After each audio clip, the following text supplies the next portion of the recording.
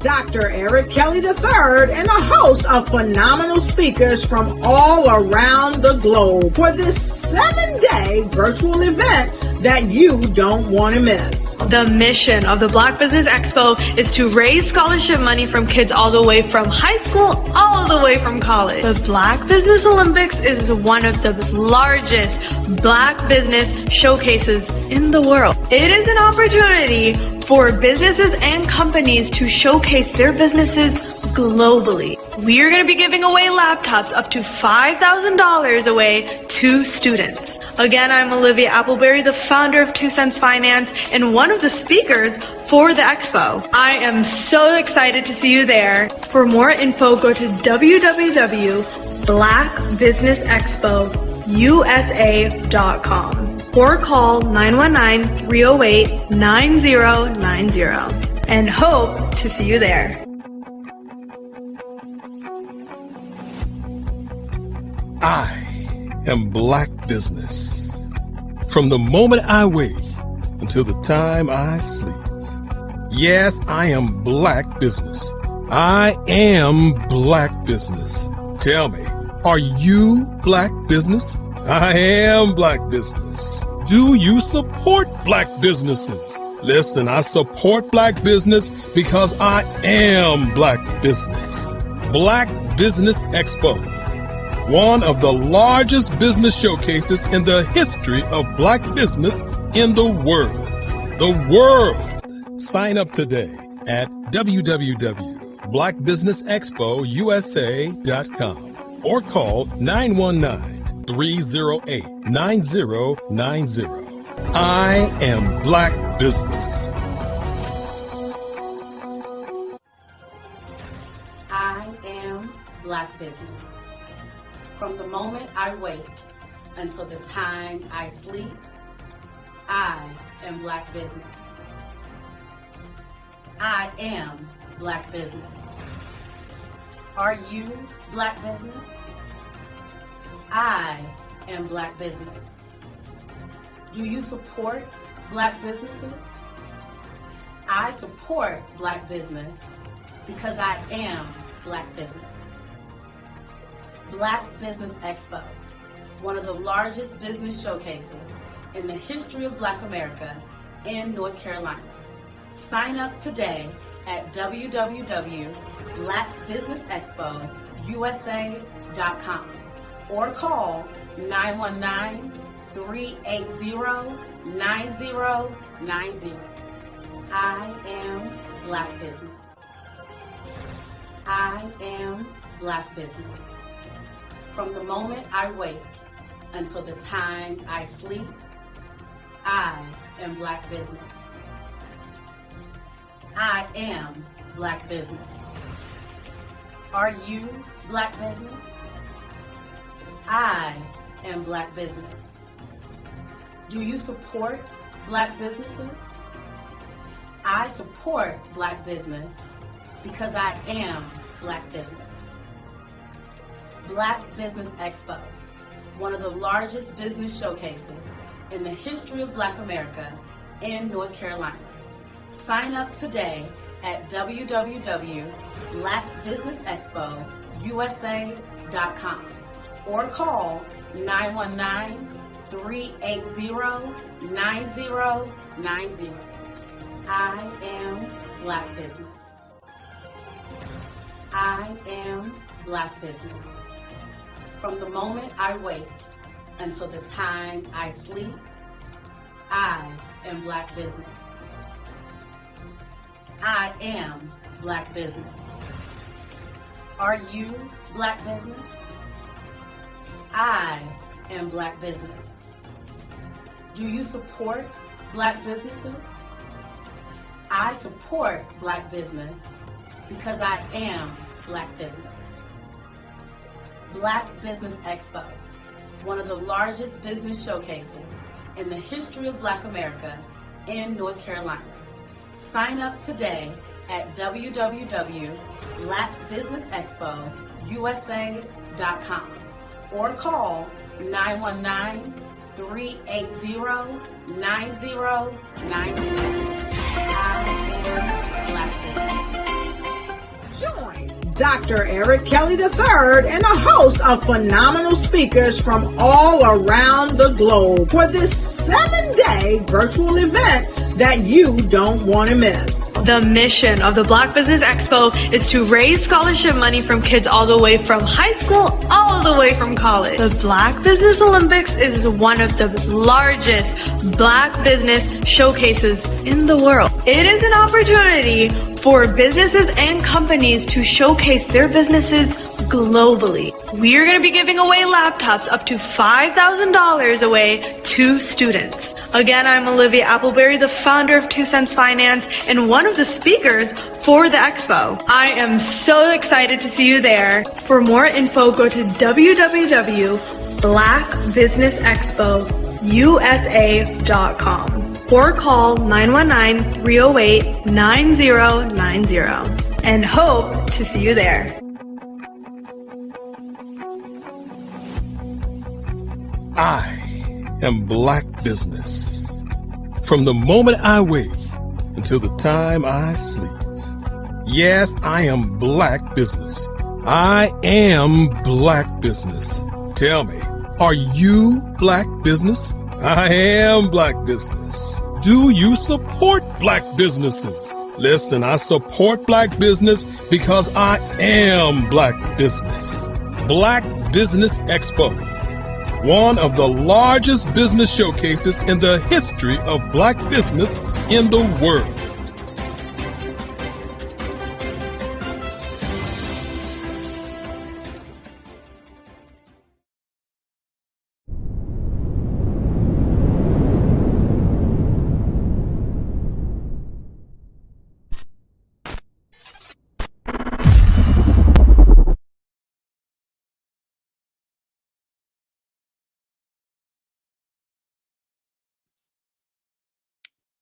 Good afternoon, business owners, entrepreneurs, thought leaders, and corporations.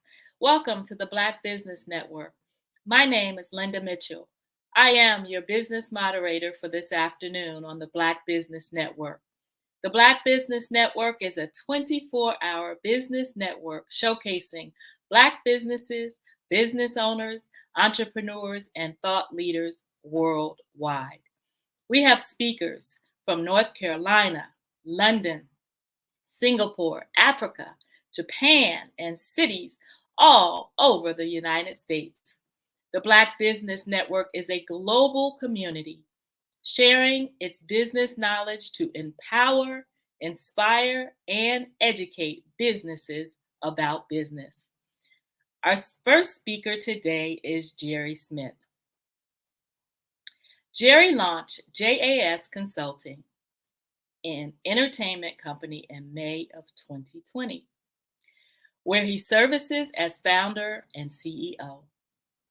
Jerry is the CEO and owner of the digital streaming station Favor973.com.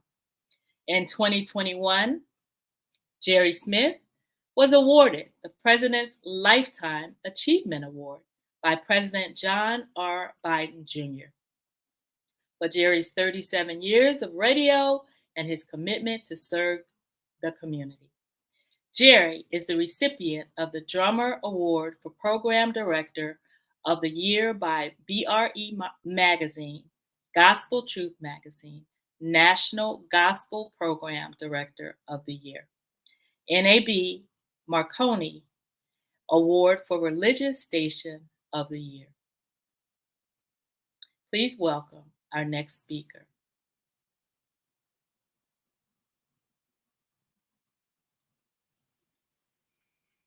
Hi, Jerry. Hello. Thank you for that kind introduction. The check is in the mail. What an introduction. I love it. You're amazing. Thank you for showing up today.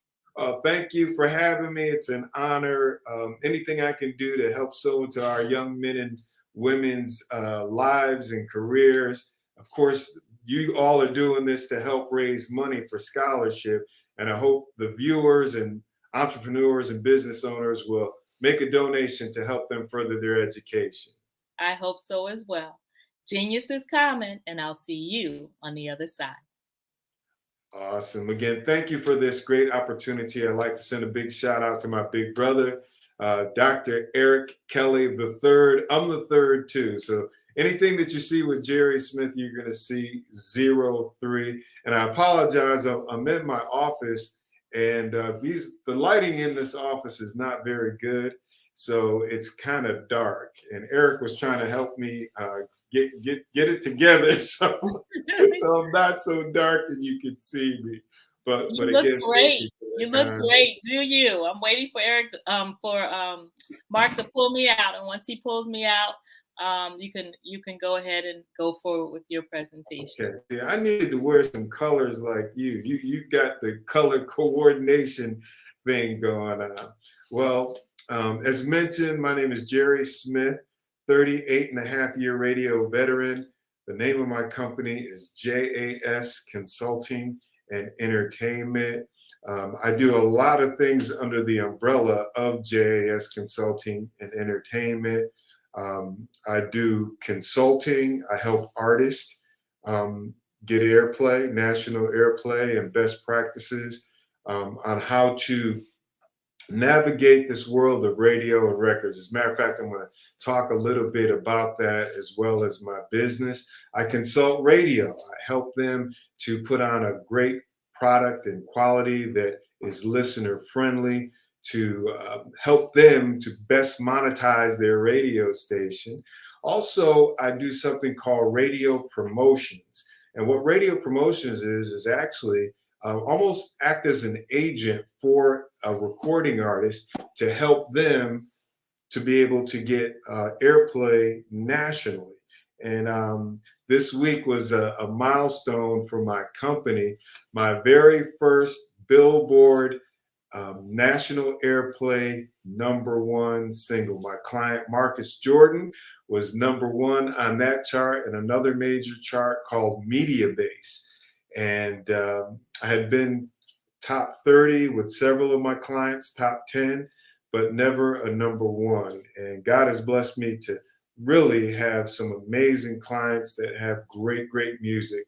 So for Marcus and I, it was both our very first #1 Billboard. Whenever you watch music documentaries or you talk, you hear about people at a high level, Whitney Houston, Mariah Carey, Marvin Sapp, Kirk Franklin, they always make reference to Billboard #1. There are some other charts as well, but the prominent, the king of the hill charts, that's your Billboard, and that's what everybody wants to, regardless of the genre, whatever genre you're in. It could be country, it could be rock, it could be bluegrass, gospel. Everybody wants to have that #1 song on the Billboard chart. So I'm just so grateful. God gets 100% of the glory, the honor, and the praise, because none of it is possible without him. And I acknowledge him in all my ways. I lean not unto my own understanding, because if I tried to do that, I'd be crazy. So I just let God lead me, guide me, and direct me. And I give him the glory, the honor, and the praise, and he gives me the victory. So that's one of the things under the umbrella of JAS Consulting and Entertainment. Another thing that I do is special events, concerts, comedy shows, and workshops. And unfortunately, due to COVID-19, I've not been able to do anything. Tomorrow, which will be February the 18th, I am going to do my very first entertainment event. It's called Laughter is Good for the Soul comedy show. It features former Def Jam and Comic View comedians Shanita Morris, aka Chocolate, comedian Small Fire, who used to be Small Fry. They're the featured comedians, and also national comedian Les Long, who's out of Rocky Mount, North Carolina. He is going to be on the show as well. And also, you know me, I have a heart for music, so I'm going to have a musical component on that.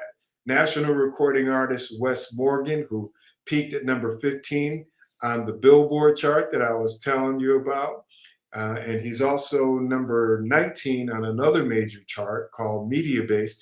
He is going to be with us performing some of his great hit songs. I Choose to Worship, You Paid It All. His most recent single, which peaked at number 15 on the Billboard chart, Tears. He's going to do that. And also a young lady that I fell in love with. She is a local artist, Sanina Barber. She's got some great music. She's got a song called Champion that has gotten some national airplay. And then she's got another song, the title escapes me right now, but it is an amazing song. So, you know, I'm just so blessed to be surrounded by great talent. This comedy show and musical was supposed to be in August of 2020, but because of the pandemic, I had to postpone it, push it back. You keep pushing it back and pushing it back and pushing it back. And here we are, February of 2023, and I'm finally able to execute it. Tickets are available at Eventbrite. It's just about sold out. There's only a few tickets left.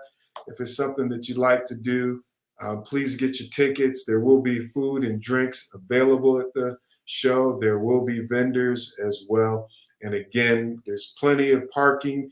It's going to be held. I didn't tell you where it's going to be held at. C3 at the venue, 5291 Capitol Boulevard in Raleigh. Tickets are available on eventbrite.com. Just search Laughter is Good for the Soul comedy show, and you'll see the link where the tickets are available. All right.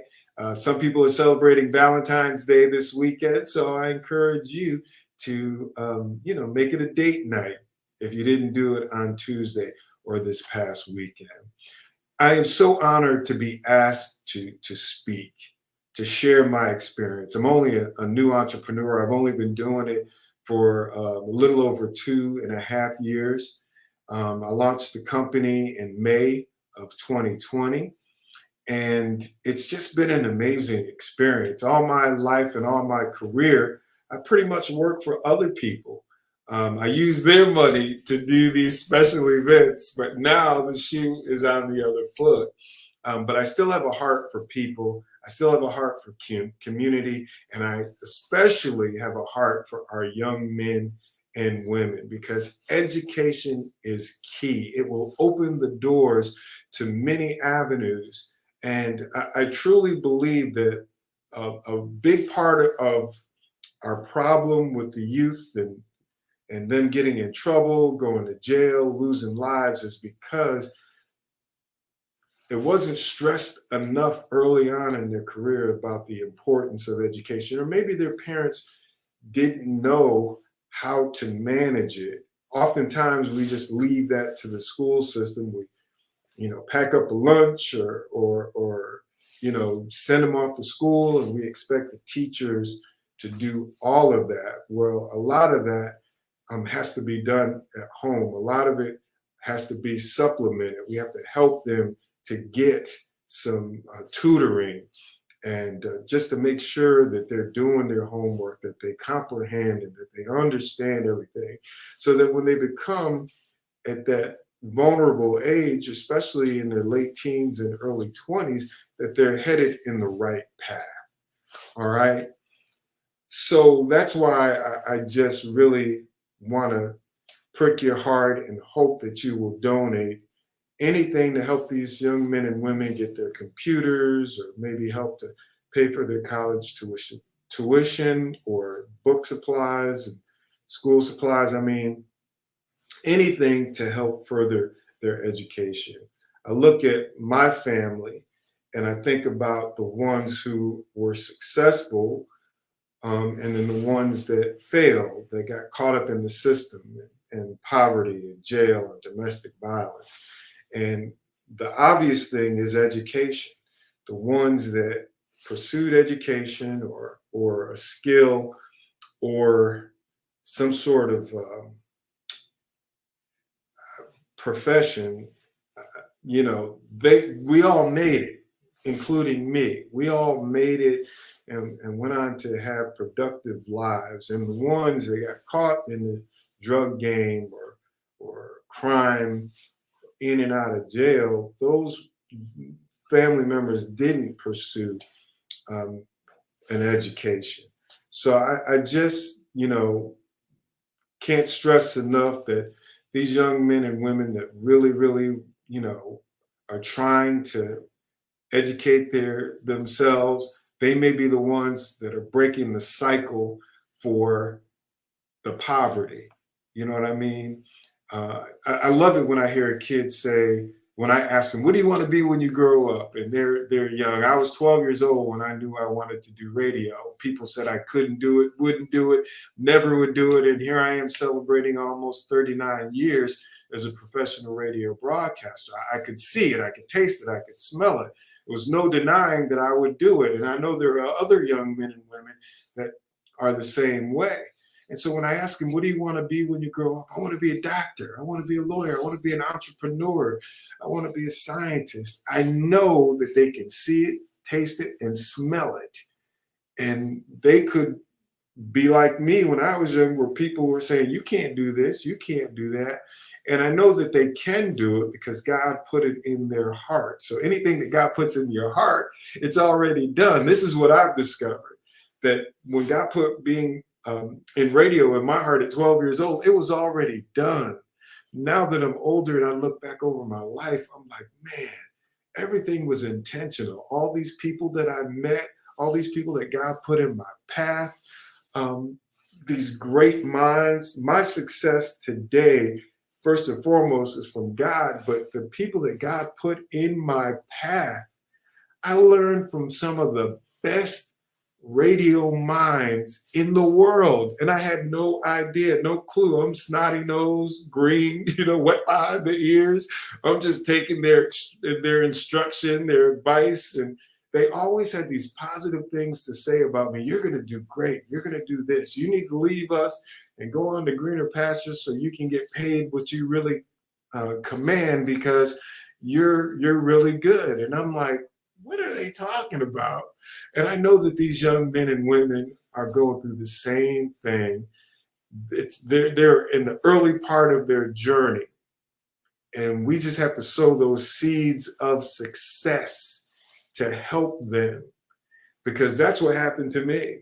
Whenever, these bad things came my way, or peer pressure, bad influences, the people that said, Jerry, you can be anything you want to be, but you got to be around like-minded people, positive people. Birds of a feather flock together. If you're hanging with bad people, then bad things are going to happen to you. You're going to get into trouble. So whatever, I call them crossroad moments. Whenever I came to one of those crossroad moments where, on one side, the peer pressure trying to get me to do some things that I know, I was taught not to do. I knew better than to do what they were trying to get me to do. And then the seeds that people sowed, the things that they said, if you hang around bad people, bad things are going to happen. If you do bad things are going to come out of that. And so those seeds that they sowed were with me during those crossroad moments. And so those crossroad moments, I chose to humble myself and go the other way. Sure, I was teased. Sure, people, called me names or whatever. But you know what? Those were the guys that ended up getting in trouble. And I mean serious trouble. I'm talking about guys robbing liquor stores. I'm talking about guys carjacking, stealing cars. I'll never forget a good friend of mine. We both played basketball. He was really, really good, talented. He was my cousin's cousin. And he and two other guys robbed the liquor store. That was the plan, just to go and rob a liquor store. Little did my friend know that one of the guys was gonna pull out a gun to threaten the clerk, and ends up shooting him. Now, the clerk didn't die by God's grace, but guess what? They all went to jail, and he was an accessory. His intent was not to go and threaten somebody with a gun, shoot anybody, but he was guilty by association. So he ended up spending a lot of time in jail. a couple of days before he was to be released from jail, he was killed in jail. He lost his life. Talented young man. So when I think back of some of my friends and how their lives turned out, me humbling myself, being called a few names, I wouldn't be here right now sharing my story with you had I caved into the peer pressure. And I just share that story and my background and experience with you to hope that I can just say something, any amount is great to sow into these young men and women to help them further their education. I never forget where I came from. High Ridge Gardens, right on the New York state line, New York and Connecticut. Danbury, Connecticut, that's my hometown. High Ridge Gardens. All the projects had a gardens in it. Laurel Gardens, High Ridge Gardens. I don't know why they did that, but I don't forget where I come from, and I always want to give back. I'm running away from that, from the hood, the projects. You know, I'd rather be out in the suburbs, but and that's where I am now. So I don't want to go back to that, but I do want to help these young men and women to further their education, further their career, break the cycle, break the chain, so that they can sow into their children and their children's children's children. So please give. A couple of things that I wanted to talk about today as part of my presentation. And one of them, you know, I've talked on this subject in the past, and that's relationships. My business would not be as successful as it is had I not established great relationships. I didn't realize that I had developed relationship capital over the years. Oftentimes we need capital to launch a business, to launch a company. Mine doesn't require quite as much capital, you know, in terms of dollars, but what it does require is relationships. And I think in any business, relationships are key and very important.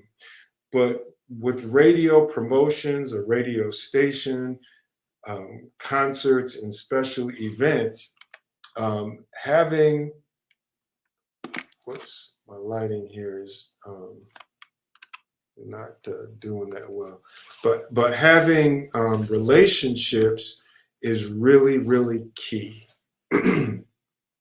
I didn't realize I had millions of dollars worth of relationship capital. And in every aspect of my business, it has benefited me. It's benefited me on the radio promotion sides because of the relationships that I had with the decision makers that add music to the radio stations. It's helped me on the entertainment side with people that I had relationships with that didn't mind sewing into me and my ideas to be a blessing to the community in terms of sponsorship dollars. It also helped me with consulting radio stations from relationships that I had developed, and people would refer me to people that they knew needed some help in that space.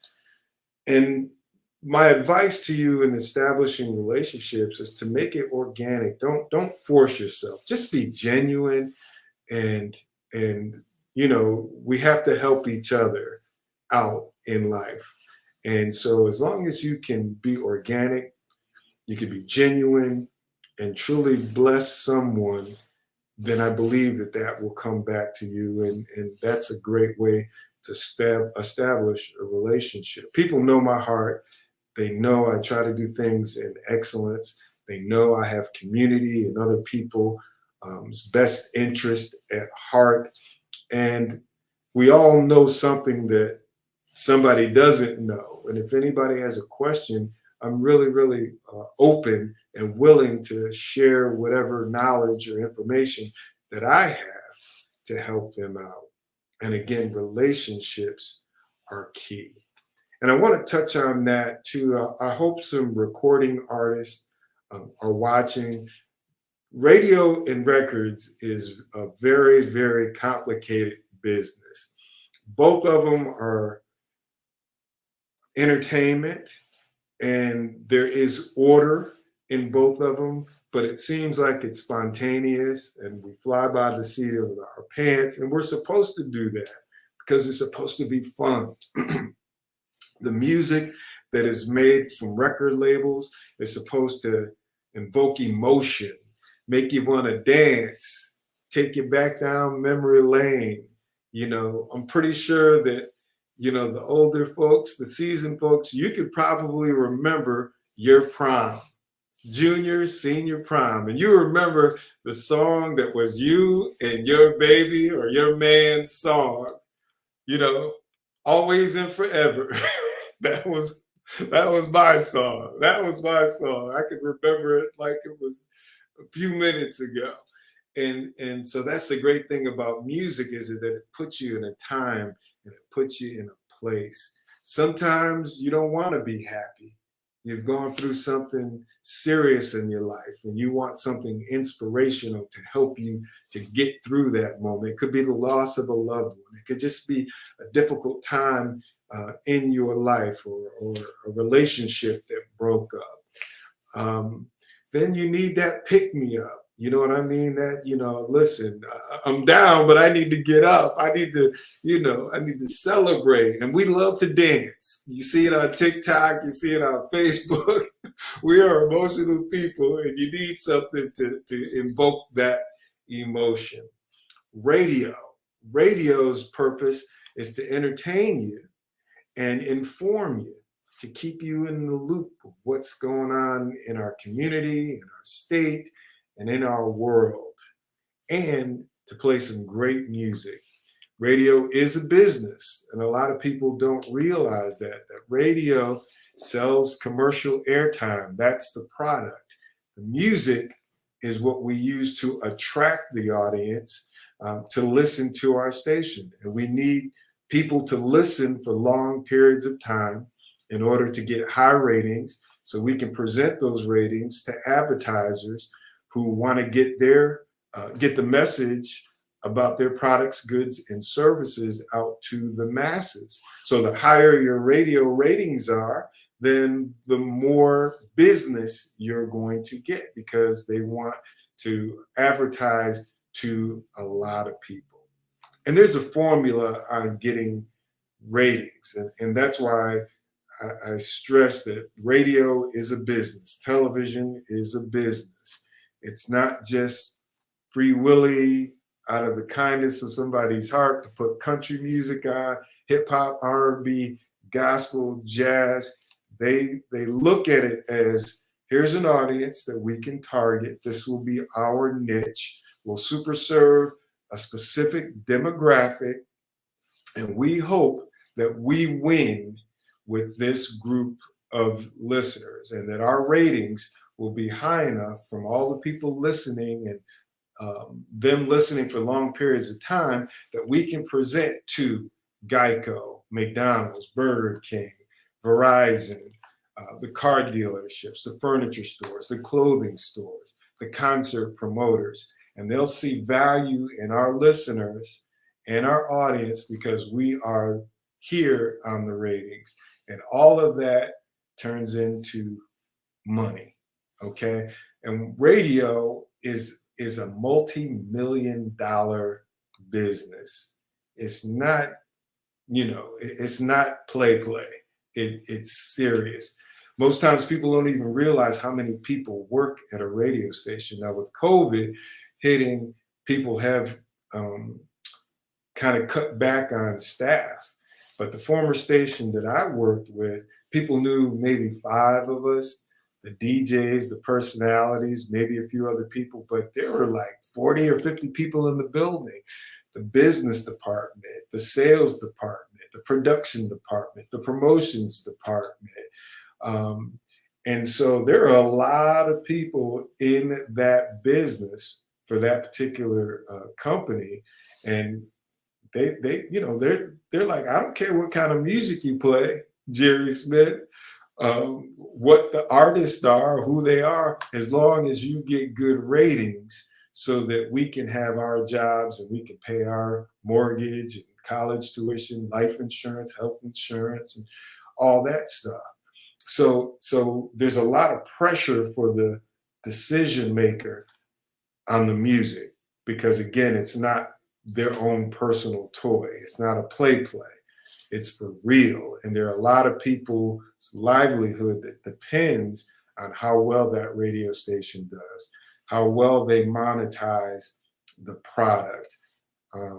And so that's why I want to talk to the artists, so you don't really take it personal when you submit music and radio doesn't play it. There's probably several factors in why your music is not getting played. And it has nothing to do with who you are. All right. It's solely on the music. And again, I just want to remind folks, as I take a quick pause, to remind you to please make a donation to these young men and women. That's what the Black Business Expo Olympics is all about, is sowing into these young men and women's education so that they can further their careers and pursue their careers and fulfill their purpose and their destiny, whatever it is that God put on their heart. And I'm excited about these young men and women and the things that they want to do. They're going to do way more than Jerry Smith and what I've been able to accomplish in my lifetime. And I'm excited about that. And then they're going to sow into their children and their children's children's children. I'm going to tell you this, my two grandchildren are way smarter than I was at their age. My youngest is 4, and my oldest, my little angel, Amani, she's 11 going on 12, and it's not even close. Not even close. And that's what I love, because I want them to do better than me. I want them to do better than my children, and I want them to do some great things and then keep that cycle going with their children. So again, please make a contribution. No contribution is too small. You know, whatever God puts on your heart will go into fertile soil. And I know that a great harvest is going to come from that. So I want to talk to the artist here. And one of the things that I'm going to touch on is best practices. But music, a lot of times people get it twisted. They think that I'll go and I'll produce a song, make a song, and I send it to radio, and radio is obligated to play it because it's music. Well, again, I mentioned earlier that radio makes it seem spontaneous, like we're flying off the seat of our pants and we're just playing what we like. I was trained not to play what I like. Growing up as a programmer, and I used to complain when I was a DJ, we play the same stuff over and over again. You know, there's a lot of music out there. We could be doing this and we could be doing that. And once you get into the programming side, that's when all the pressure is on you. As a DJ, the only pressure you have is your ratings for your show. If you're on from 10 a.m. to 3 p.m., that's the midday show, then the pressure is how well your ratings are for your show, not the whole radio station. If you do morning drive, that's usually 6 to 10 a.m. The pressure for you as a DJ is your ratings from 6A to 10A, not the whole radio station. The program director, his pressure is 24/7. He's in charge of the programming for the station, the product, where they put the commercials, where they put the what we call liners and drops, you know, the voice of the station, where we put music. Every song that you hear on a radio station, whenever it is played, we call it a clock. It's strategically played in the clock during that 60 minutes, that hour, to do something special. It has a job. That song is supposed to keep you listening longer. So it's like playing chess. You've got this song, which maybe could be a power. Then you've got an oldie but goodie or a gold song. And then you have to protect the gold song and you sandwich it in between a power and then maybe what we call a recurrent, which was a song that at one time was one of the best songs on the station. But, you know, over the last couple of years, it's kind of come down. And so every song has a job to do. Everywhere it's played, it's intentional. It's not just saying wherever these songs land, they land. No. So when it comes to the music, that's intentional too. Every single song is scrutinized before it's added to a radio station's playlist. Now, I mentioned this earlier, that radio stations are very intentional. They figure out what genre of music they want, then they have a target audience. They target that audience and they super serve that audience. A popular demographic is women 25 to 54. Do you know why? You're right. You're absolutely right, 100%. Because they are making the money making decisions in the household. Yes, they are making, whether it's furniture, appliances, automobiles, where we're going to go out and eat, where I'm going to go and shop. The majority of those decisions are made with women 25 to 54. But what radio may do is narrow that focus even more for broader results. So from that demographic 25 to 54, they may target females 35 to 44. Why would they do that, Jerry? Well, the reason they would do that is because they look at the makeup of the market. They look at the demographics. And most times there are more females in that 35 to 44 age range than any other demographic. So if they target a female 35 to 44, they know they're going to get younger females, younger males. They know they're going to get males 35 to 44 along with the females. And then they know they're going to get older listeners as well. But that 35 to 44 female, we want to make her happy. We don't want her to listen to any other radio station. When she's in her car and she's just, enjoying the music, we want her to stay there. We want her to stay there, listen to those commercials, and then once we get through with those commercials, she's going to be there. So now how does that tie in with the music?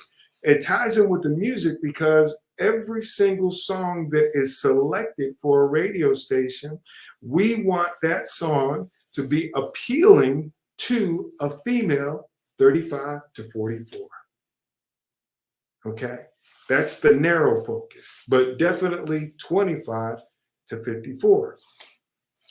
So if your song does not appeal to that demographic, and this is just an example, all right? And this is not just gospel music. It's not urban music. This is country. This is rock. This is top 40. Everybody figures out their target demographic and they super serve that audience. And the phrase that I was taught is you narrow your focus for broader results. If you try to be all things to everybody, then you're not going to be anything to anybody. And you're not going to make anybody happy. Narrow your focus, broader results, okay? And that's really a good business approach too. Figure out a target demographic audience. Who is your key demographic for your products, your goods, and your services? Focus on them, laser focus on them, and you'll get younger, you'll get older, but you're going to super serve your target demographic. All right. So if your music, let me back up. So you have to have this mindset when you make music for radio. Supply and demand. And I know we hear that all the time, especially if you're in business. Are you supplying what people demand? Okay. Are you supplying the product, goods, and services that people demand? If you are, then chances are you're going to be successful. Okay. If you're an artist, you have to supply the music that radio is demanding. As an outsider and a creative person, you probably say, man, they play the same type of music over and over again. Beyonce is making the same kind of music. Kirk Franklin is making the same kind of music. Celine Dion is making the same kind of music, right? Well, there's a reason they do that. Marvin Sapp is making the same kind of music.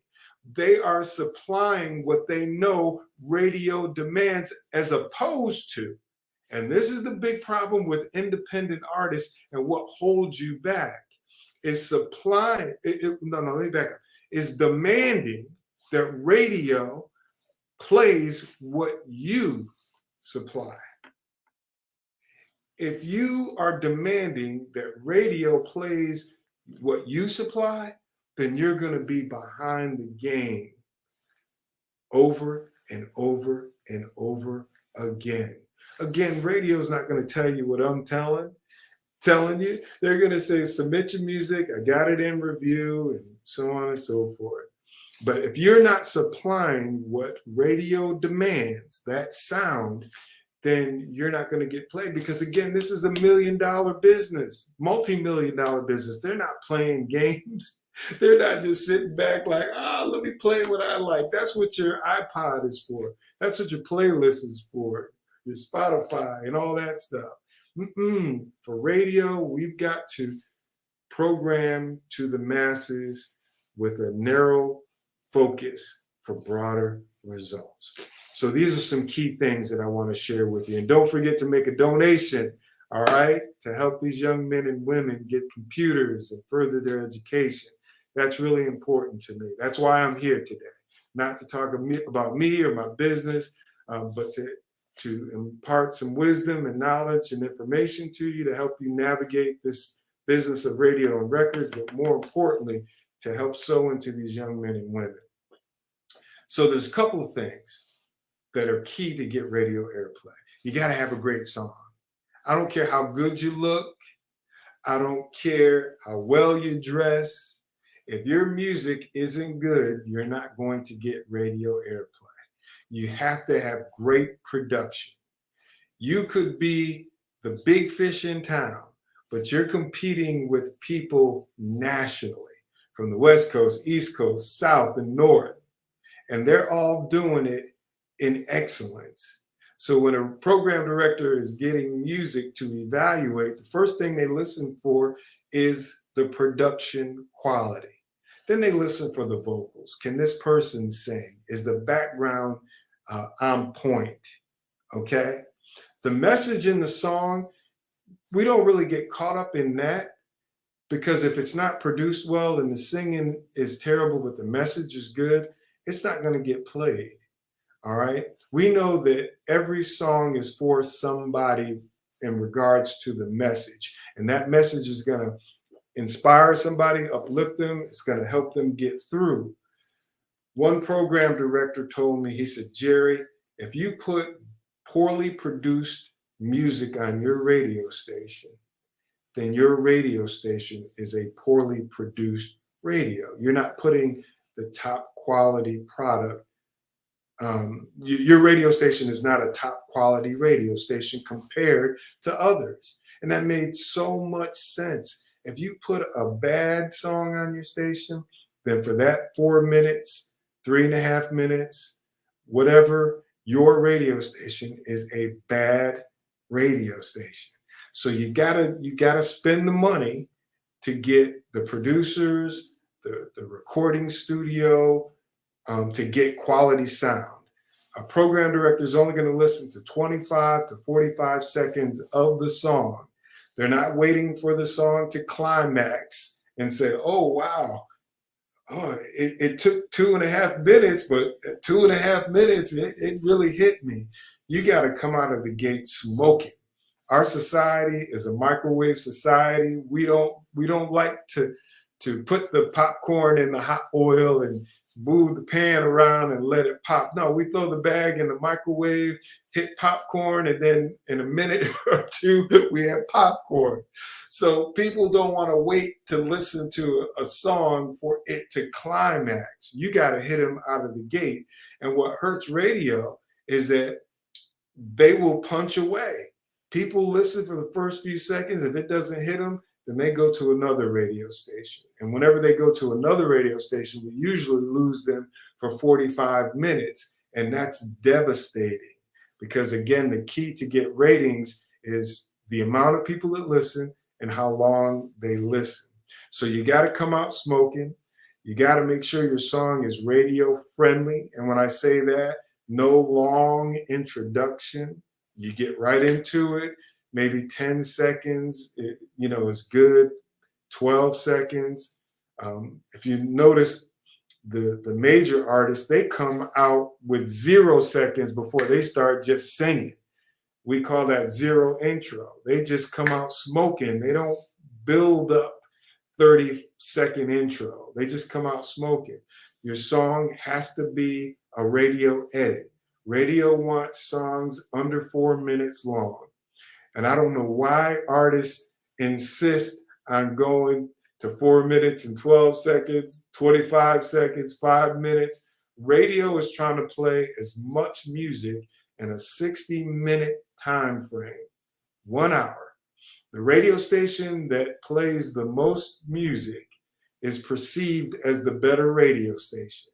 So if my radio station is playing a bunch of 3.5-minute songs and my competitor is playing 5-minute songs or 4+, I get more songs in that 60 minutes than they do. So the people that listen to me perceive it as I'm a better radio station. All right. My time is just about up. I know I can run. Yes, it is, Jerry, and that was amazing. I learned so much today. Why don't you wrap up by letting everyone know how they can reach you? What social media platforms are you on? Okay, so you can reach me on IG at Jerry Smith 07, Facebook Jerry.Smith03, Twitter Jerry Smith 1039. I want to remind you, my Laughter is Good for the Soul comedy show is tomorrow.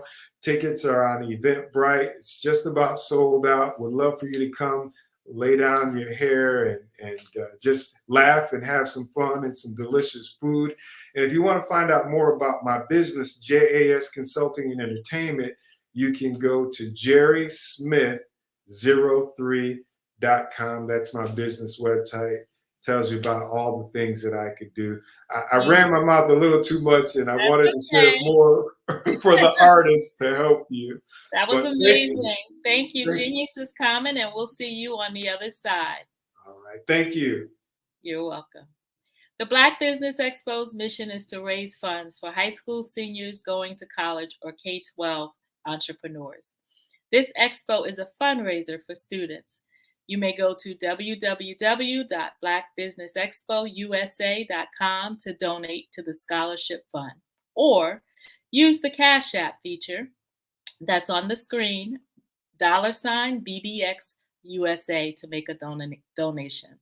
Our goal is to give laptops and up to $5,000 to 10 students. Students can register online at www.blackbusinessexpousa.com. Every dollar counts, so we want to remind you to donate to the scholarship fund. We want to thank our Black Business Expo USA sponsors for February 2023.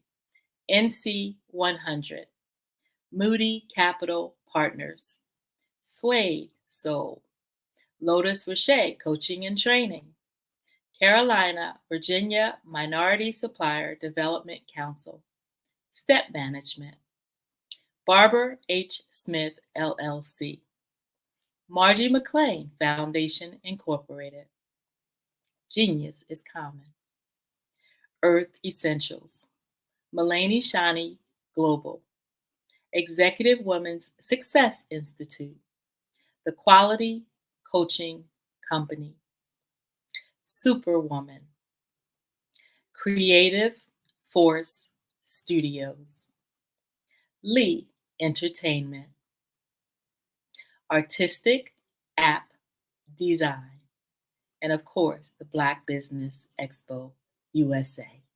Genius is common, and I'll see you on the other side. Did you know Black women are the fastest growing group of entrepreneurs? However, only 3% of Black women have established a sustainable, thriving business that has lasted more than 5 years.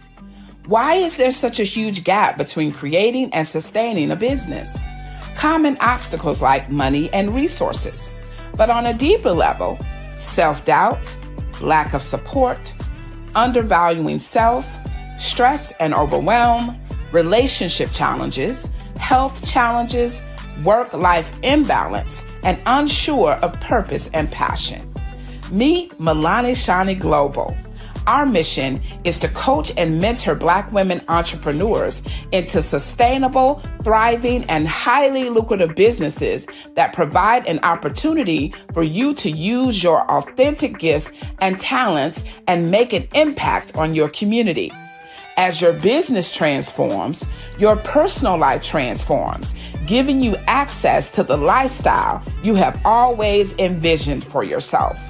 When you enroll in our coaching systems and programs, you will discover how to craft an authentic, highly lucrative business, ignite your sales and multiply your income with simple strategies, master your mindset and release stress, overwhelm, procrastination, and self-doubt, activate your passion and personal fulfillment, unleash and align your natural gifts and talents with winning business strategies. We provide simple solutions and training in the areas of sustainable business strategies, work-life balance and stress management, leadership legacy, authentic branding, intuitive marketing solutions, product and course development, profitable communities and partnership, and personal growth and development. Take your business to the next level today and discover how to sustain your success. Milani Shani Global, a company by women for women for over 35 years. Visit us at www.msglobal1.com or call 704-313-9132 and enroll in one of our programs to get started today.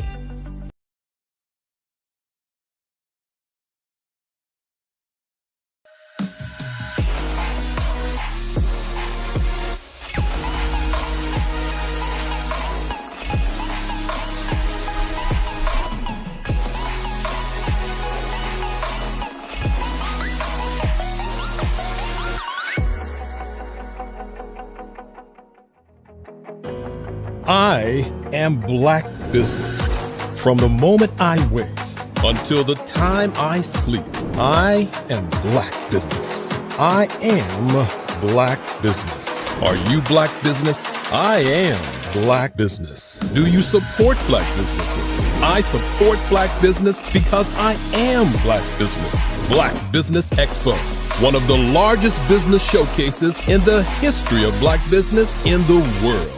Sign up today at www.blackbusinessexpousa.com or call 919-308-9090. I am Black business.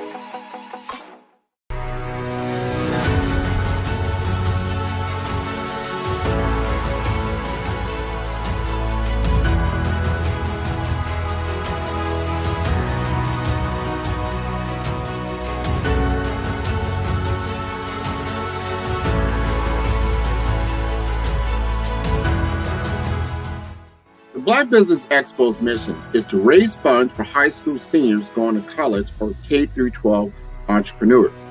This expo is a fundraiser for students. Please, you may go to www.blackbusinessexpousa.com to donate to the scholarship fund or use the Cash App at BBX USA. Our goal is to give laptops and up to $5,000 to 10 students. Students can register online at www.blackbusinessexpousa.com. Every dollar counts. Please donate to the Black Business Expo USA Scholarship Fund.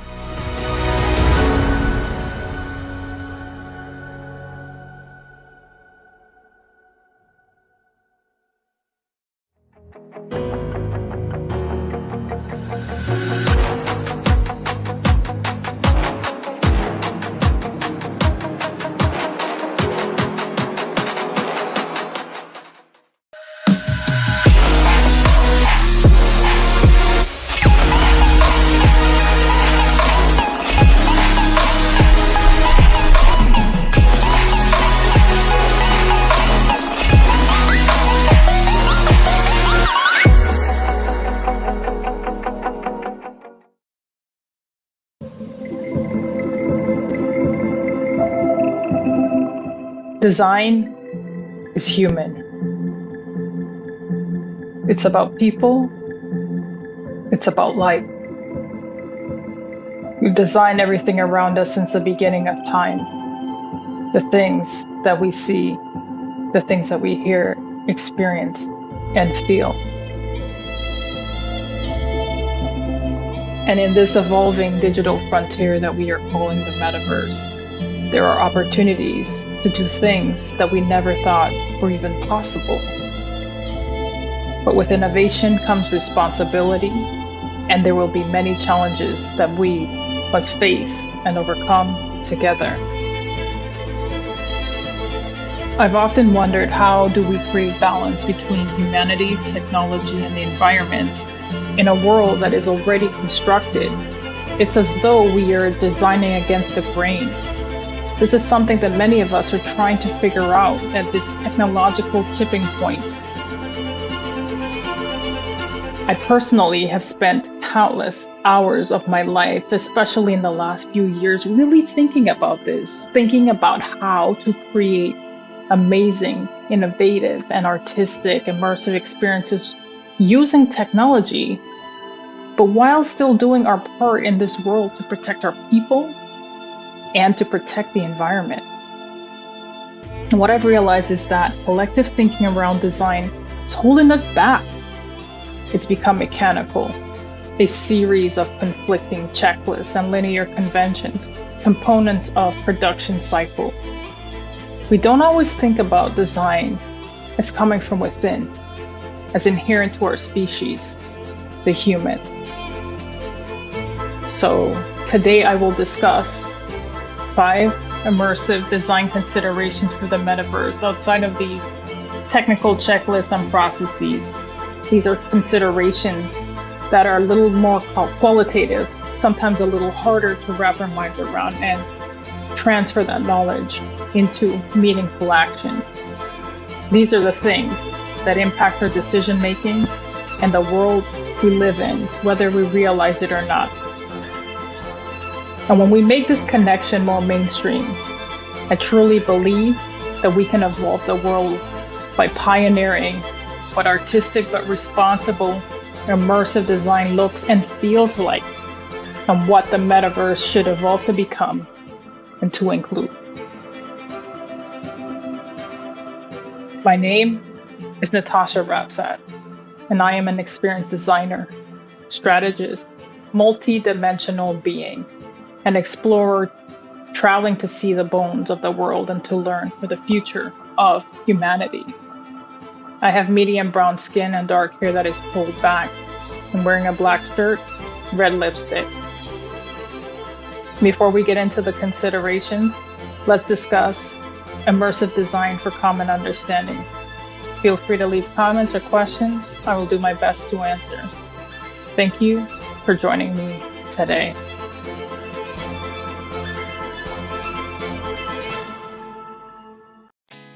Did you know women represent just 3% of Fortune 500 CEOs and less than 15% of corporate executives at top companies worldwide? Have you wondered what the secrets are to getting into the top ranks, whether in the private or public sector? Do you want to figure out how to stop being held back in your career or passed over for promotion? Then you're in the right place. Hi, I'm Dr. Madeline Ann Lewis, President and CEO of the Executive Women's Success Institute. I have decades of experience in the military, the federal government, and corporate America, and my mission is to help women succeed and tap into their full potential.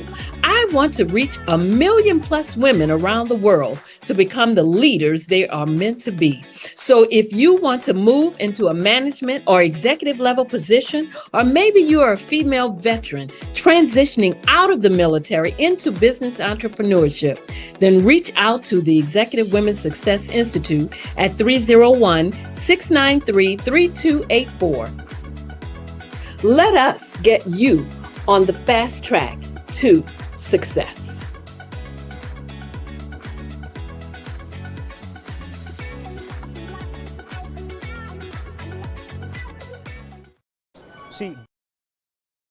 See, being in business, regardless if you're a non-business or any type of business, is about connecting. It's about hearing new information that can drive you forth. It's more about coming together with people with like minds in order to make your business grow. You don't wake up wanting to be mediocre and just do just enough.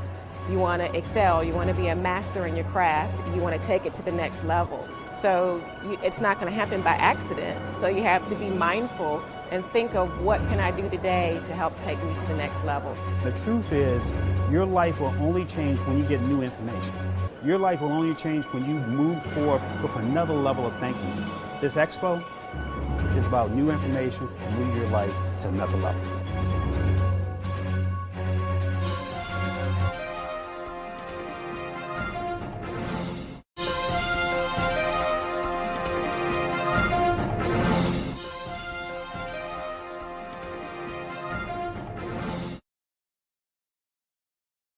When you feel like you're about to hate yourself, love someone.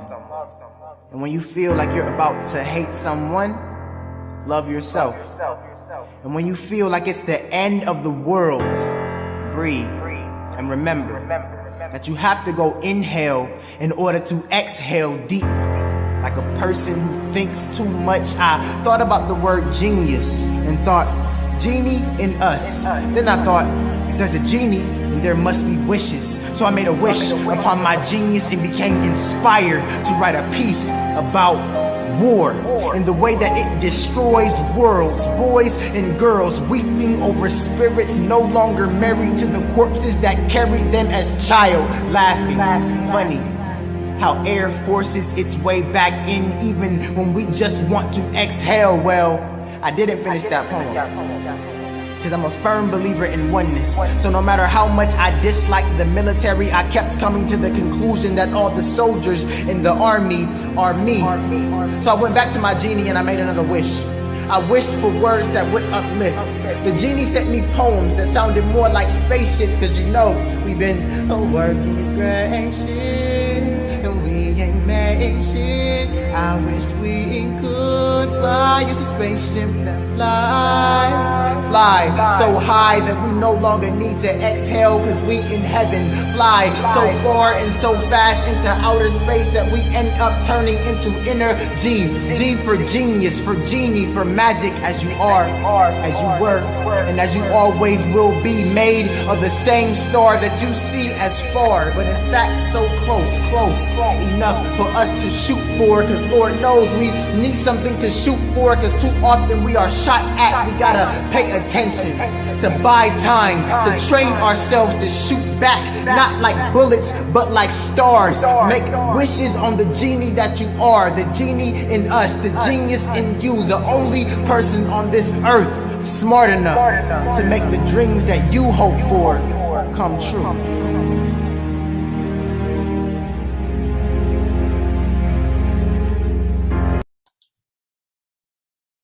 Hi, I'm Barbara Smith. Genius is common.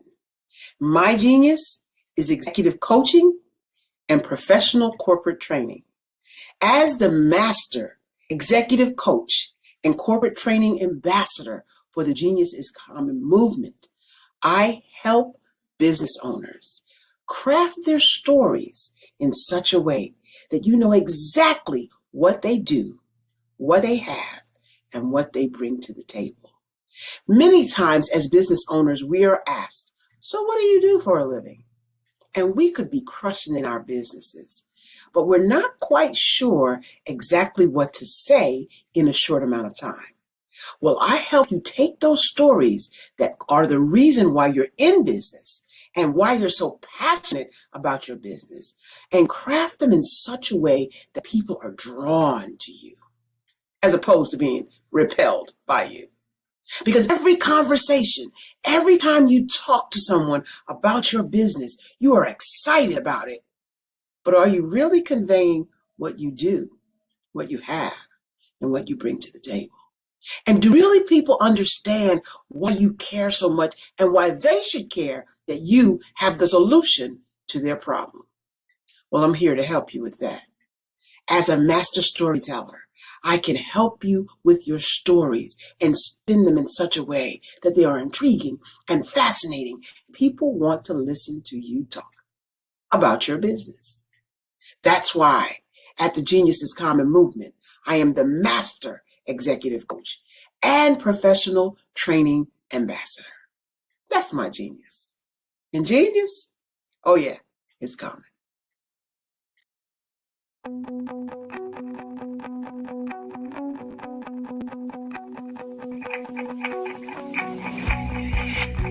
I am Black Business. From the moment I wake until the time I sleep. Yes, I am Black Business. I am Black Business. Tell me, are you Black Business? I am Black Business. Do you support Black businesses? Listen, I support Black business because I am Black Business. Black Business Expo, one of the largest business showcases in the history of Black business in the world. Sign up today at www.blackbusinessexpousa.com or call 919-308-9090. I am Black Business.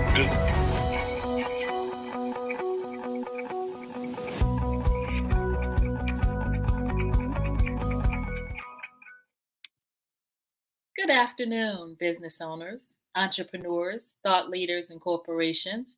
Welcome to the Black Business Network. My name is Linda Mitchell. I am your business moderator for this afternoon on the Black Business Network.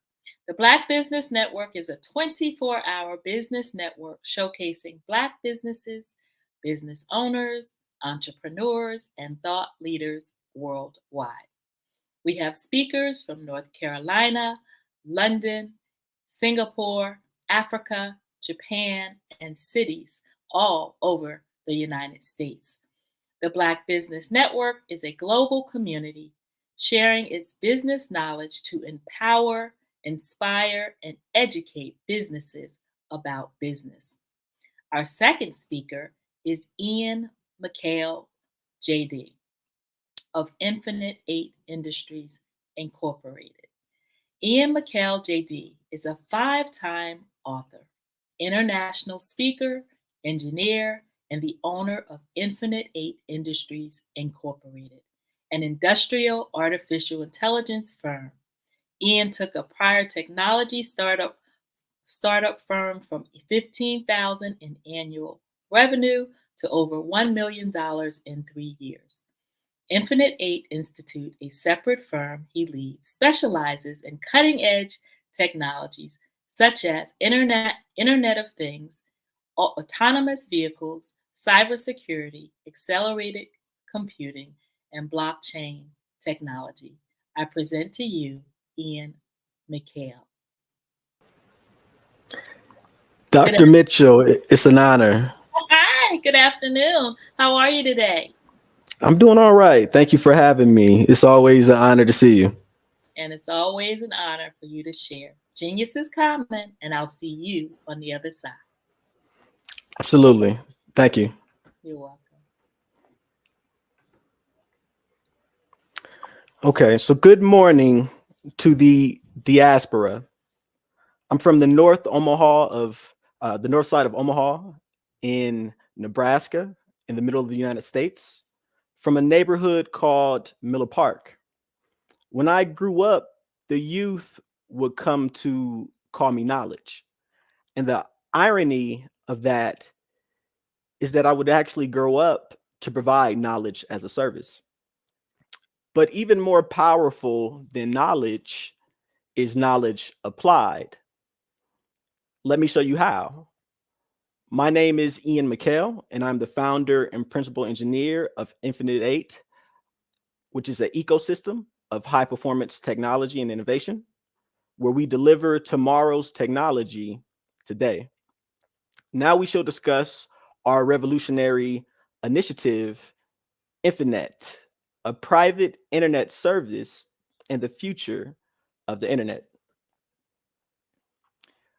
Today we shall discuss our roadmap, a roadmap that will impact every individual on the globe as we seek to create a global supercomputer and a global infrastructure utilizing the very technology that you currently have in front of you.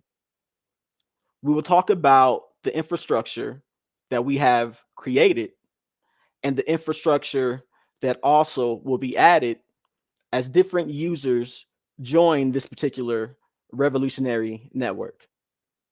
We also will discuss our loyalty rewards program, the benefits of such a program, the underlying aspects of that, and how other businesses across the globe can utilize this very technology. We also will discuss a new concept called digital modems and how these digital modems can serve as a gateway to Infinite, this revolutionary private internet platform that will accelerate your business. We also will discuss the suite of Infinite business services, which are many, and how these business services can help to prepare your business into the 21st century and into Industry 4.0. Last, we will discuss opportunities for individuals throughout the diaspora to reach out to us in order to partner so that their organization may take advantage of this early high technology so that they may be able to gain a strategic competitive advantage on the technology and on the business playing field. Now let us discuss our roadmap, the roadmap for the Infinite 8 ecosystem, where it is our mission to bring you tomorrow's technology today. And this is a roadmap that we shall waterfall over the next year going into 2024. First, let's discuss the infrastructure. If we are going to create an internet, we have to have infrastructure in order to do so. What we've done proactively on our side of the table is that we have created a supercomputer. We have connected 5 different computers in order to create a supercomputer that serves as a hive, right? As a hive mind. We're using the same technology that is inside of a Tesla. We're using the same technology that is utilized for medical devices, for robots that assemble vehicles.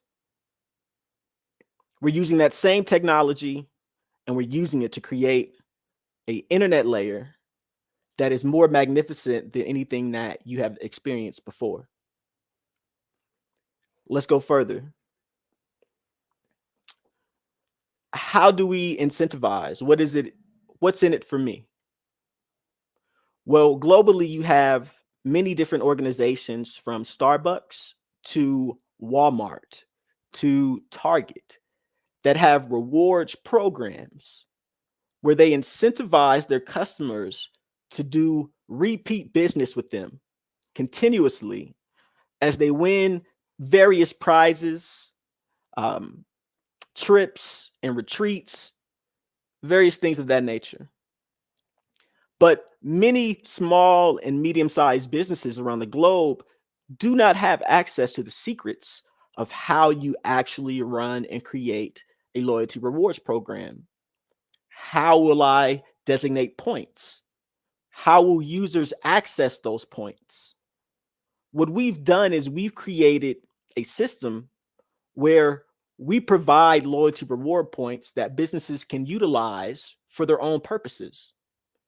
And we have these loyalty reward programs available currently on 3 different blockchains that are live.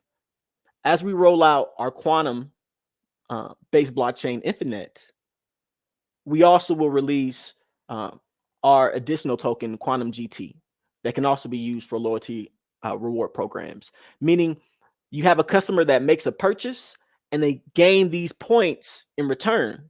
Those points can go towards rewards that your organization may offer. For example, they may win, suppose that you're a barbershop or a beauty salon. They may take these reward points and use that towards getting 10 to 15% off on their next haircut or their next wash, for example. And so we have Quantum Coin on the Ethereum blockchain. We have Quantum Coin BNB on the Binance blockchain, which is the largest blockchain per volume. We also have our rewards on Quantum SL, which is the Solana blockchain. And then also we will provide Quantum GT to those individuals that currently hold any of our tokens on any of the previous blockchain platforms. The rewards that we're providing are not all inclusive, but include metaverse plots for individuals to be able to do business in the next version of the internet.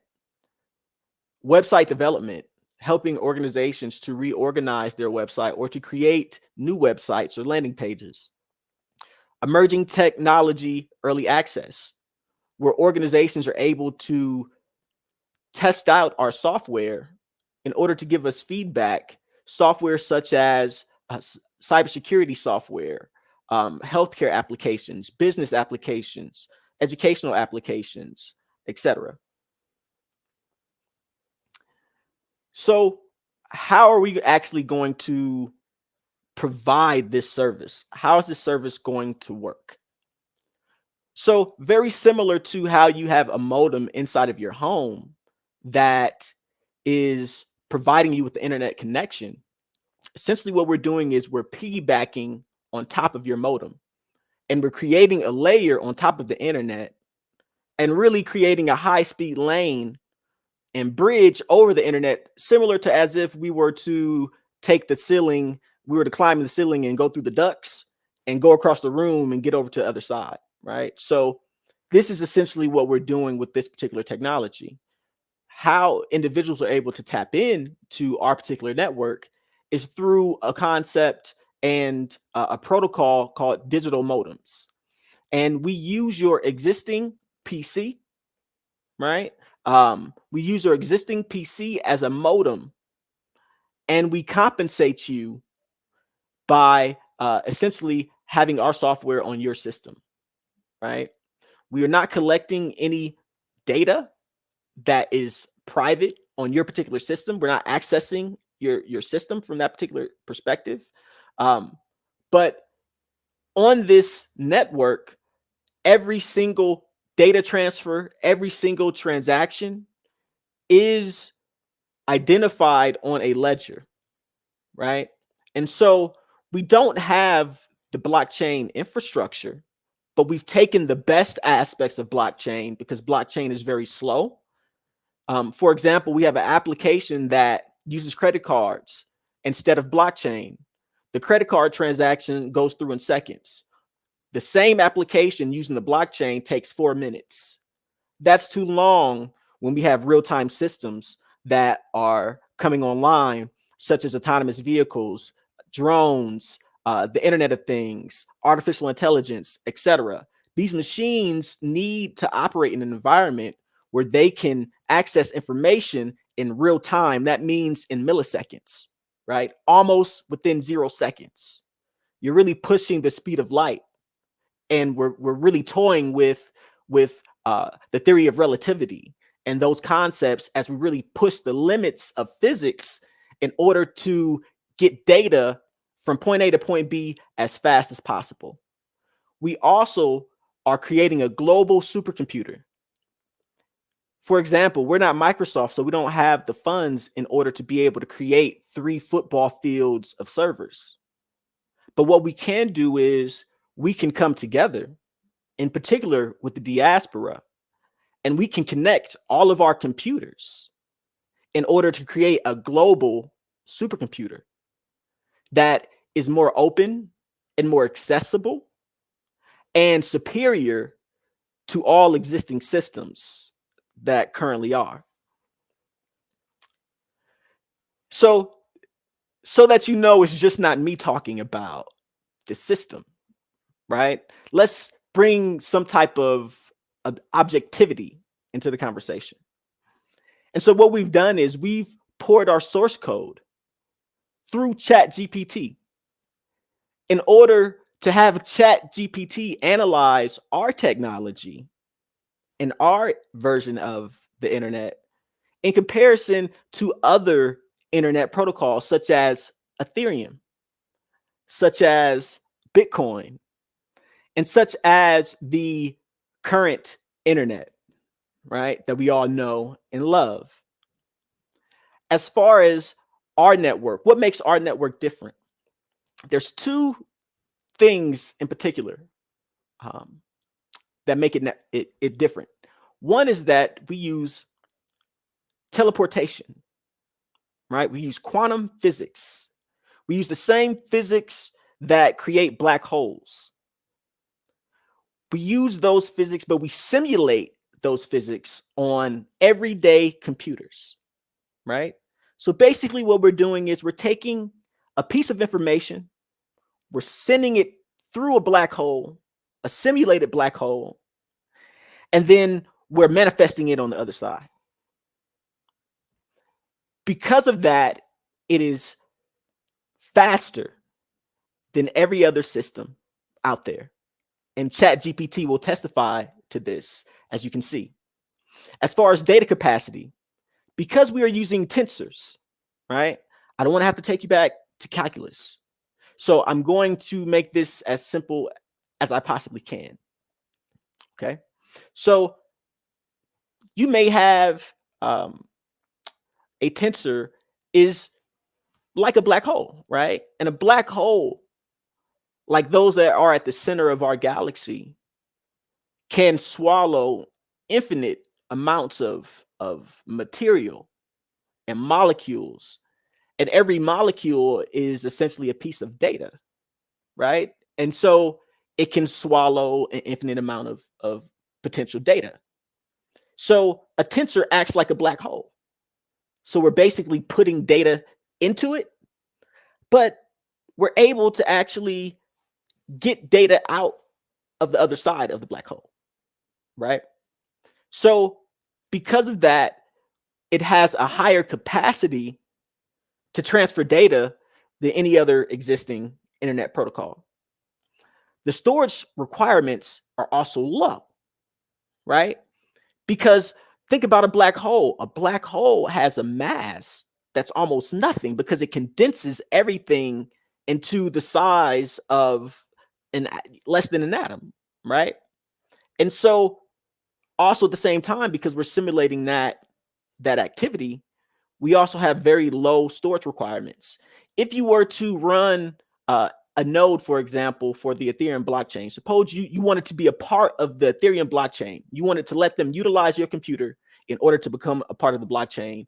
You wanted them to compensate you for utilizing your system. In order to do that, you'd have to have 15 terabytes of storage on your computer. right? You know how much storage is. It's expensive, right? Like a terabyte might be $100. So you're talking about $1,500 worth of storage just to get in the game. And that storage continues to grow. But with our technology, the tensor, that black hole that we store information in, right? Black holes can grow, right? If you have a star that comes by, it's a larger star, the black hole will flex in order to take that information in, to take that star in and to absorb it. And then it will go back down when it needs to. So we're creating a network that also flexes in order to take information in when it has overloads. And then it can condense once again when the network has lesser activity. We talk about security. If you're teleporting something, it's a little bit harder to steal it, right? Like, what are you going to steal if I'm teleporting something from one person, from one area to another? So theoretically, it's impossible to steal information that's teleported, which is why you see security on all of these others that is lower than this quantum teleportation and tensor-based network. Okay.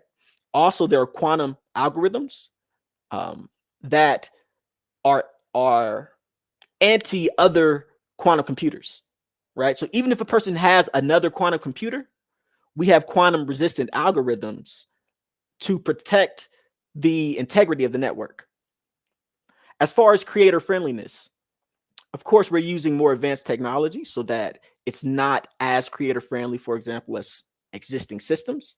However, in areas I beg to differ, because with our system, we've actually created applications that with no knowledge of technology, individuals can get up and they can run, right?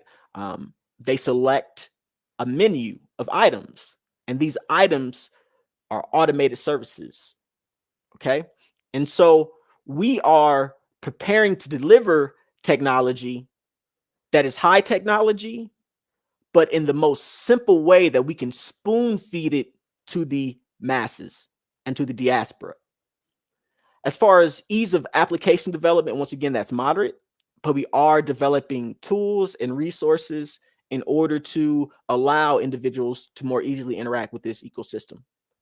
The other aspect is that our network has artificial intelligence integrated into the fabric, into the very fabric of the network, right? From artificial intelligence that's monitoring the traffic in order to optimize the throughput of all data that is running on this network. Also, we have artificial intelligence that's looking for network anomalies. We have artificial intelligence that is processing other artificial intelligence. Okay. And so when we talk about AI integration, we're creating a network that is more modern for the technology that is readily available today, that is more robust in order to handle the types of data transfers that are going to be necessary in order to create real-time systems. I'm talking about robots that are walking down the street, vehicles that truly can drive you from point A to B while you're asleep if you choose to be. In order to make that happen, the current network is not situated in order to be able to provide that reality. And that's why you don't see those things happening, and you see them happening on a small scale. So we are bringing in this next tier of economic revolution, and we're allowing all of you to be a part of this and on the forefront of this economic revolution, where you are able to be the first on the field and you're able to score a touchdown when all the other players are still putting on their cleats in the locker room. And so this is what we desire to provide to the diaspora. Now let's talk about actual services that we're providing on this network. We're providing healthcare services. Technology Forever AI, where we screen for emotion and disease in near real time, in milliseconds, from your mobile device. And so we're providing healthcare anywhere. We're screening for diseases like breast cancer, Alzheimer's disease. If if someone is the victim of a stroke, autism, many diseases that affect underrepresented populations across the globe disproportionately, in particular the diaspora. We also have Infinite Scribe. If you are a boutique clinic or you are an obstetrician and you have clients that come in, but maybe you're short on staff, the Infinite Scribe, our AI, will allow your client to sit down, have a conversation with artificial intelligence. That artificial intelligence will take all of their information and will save that information for you so that you don't have to, so that your staff can focus on providing the best possible service in healthcare. Infinite electronic healthcare records. We also have a history of building electronic healthcare record systems because we've had to do it on our own. And so we also are opening up this service to the diaspora, where we also are integrating our own artificial intelligence so that the data that automatically is collected goes into their electronic healthcare records. And we're cutting down all the different processes and we're cutting down paperwork so that your staff can provide the best standard of care. We also have our Infinite Decentralized Exchange. This is actually running primarily on the Ethereum blockchain. And this exchange is where we are paying individuals for their healthcare information. So if you have a selfie of a particular physically identifiable disease or ailment, for example, anything from a mole, right, to a freckle, to breast cancer, for example, and you want to help other individuals around the globe so that they can identify any diseases or ailments earlier, and they can do it instantly. They don't have to travel miles to go to the hospital. They don't have to wait. They don't have to risk their lives going into the clinic where there are a bunch of other sick people when they already are at risk with a high-risk disease. So these are things that are not future technologies. These are technologies that exist today. We just have to open up our networks in order to bring awareness to them. Financial services. We're allowing individuals to mint NFTs, right? Non-fungible tokens. NFTs can be used to mint artwork. You have individuals that are utilizing NFTs to sell show cars. They're utilizing NFTs to sell music records, movie tickets, all kinds of things. And so we're making it easy for individuals to get into the game because we're automating the creation of these applications. We're allowing individuals to create liquidity pools. What are liquidity pools? In Africa, you have families that, generations, that all put their money together. In many other cultures, they do the same thing, especially in the majority culture, right? Or the minority culture, depending upon how you look at it. So with that being said, you have something called liquidity pools where individuals can use tokens in order to put money together to save money, to create your own bank, so to say, right? There are regulations around this, but we have direct connections to the Security and Exchange Commission, and we're providing the infrastructure, and we will help make those introductions. We're allowing individuals to mint custom tokens on our marketplace, on our network. We're allowing individuals to send transactions. We created a messaging service, and we've also created tokenized games as well. As far as educational services, we are training via pre-apprenticeships and apprentices on this very network. We are training our apprentices and our pre-apprentices on this very network. We're providing enterprise training. Currently, we have a contract where we come in and provide expert consulting for MIT graduate students, a global course that we've done for over the past year, right? And we provide this type of technology to MIT students, and we're providing this same quality that MIT students get to the rest of the world. We also provide tutoring. And for all of these aspects, individuals, of course, are rewarded. We also provide cybersecurity. We have a Sentinel that can search your computer system 18 hours a day and look for malicious activity and delete it if it finds it. We have firewalls that, in the press of a button, you can set up your whole firewall. We have a network defender that will send you a text message if it detects a network anomaly. And we have the infinite remote monitoring, where suppose you have a loved one and you want to watch them for sickness, for illness, for depression. Have they fallen down? Are they in distress? This is all technology that through this network we are offering the world. We are offering the diaspora. How can we get ahead? We often complain about what we do not have, but we have so much. From the United States, I acknowledge that we are in a privileged position.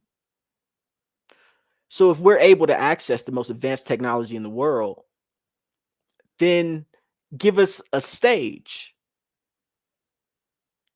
If I've come from the slums and the nickname knowledge stuck, right? Then maybe God is manifesting through me and communicating to you. If you would like to partner with us, please contact us at info@infiniteainstitute.com. Also, you can visit our website, infiniteainstitute.com, or our sister site, infiniteindustries.com. And please join us in creating the next revolutionary evolution of the internet. Thank you.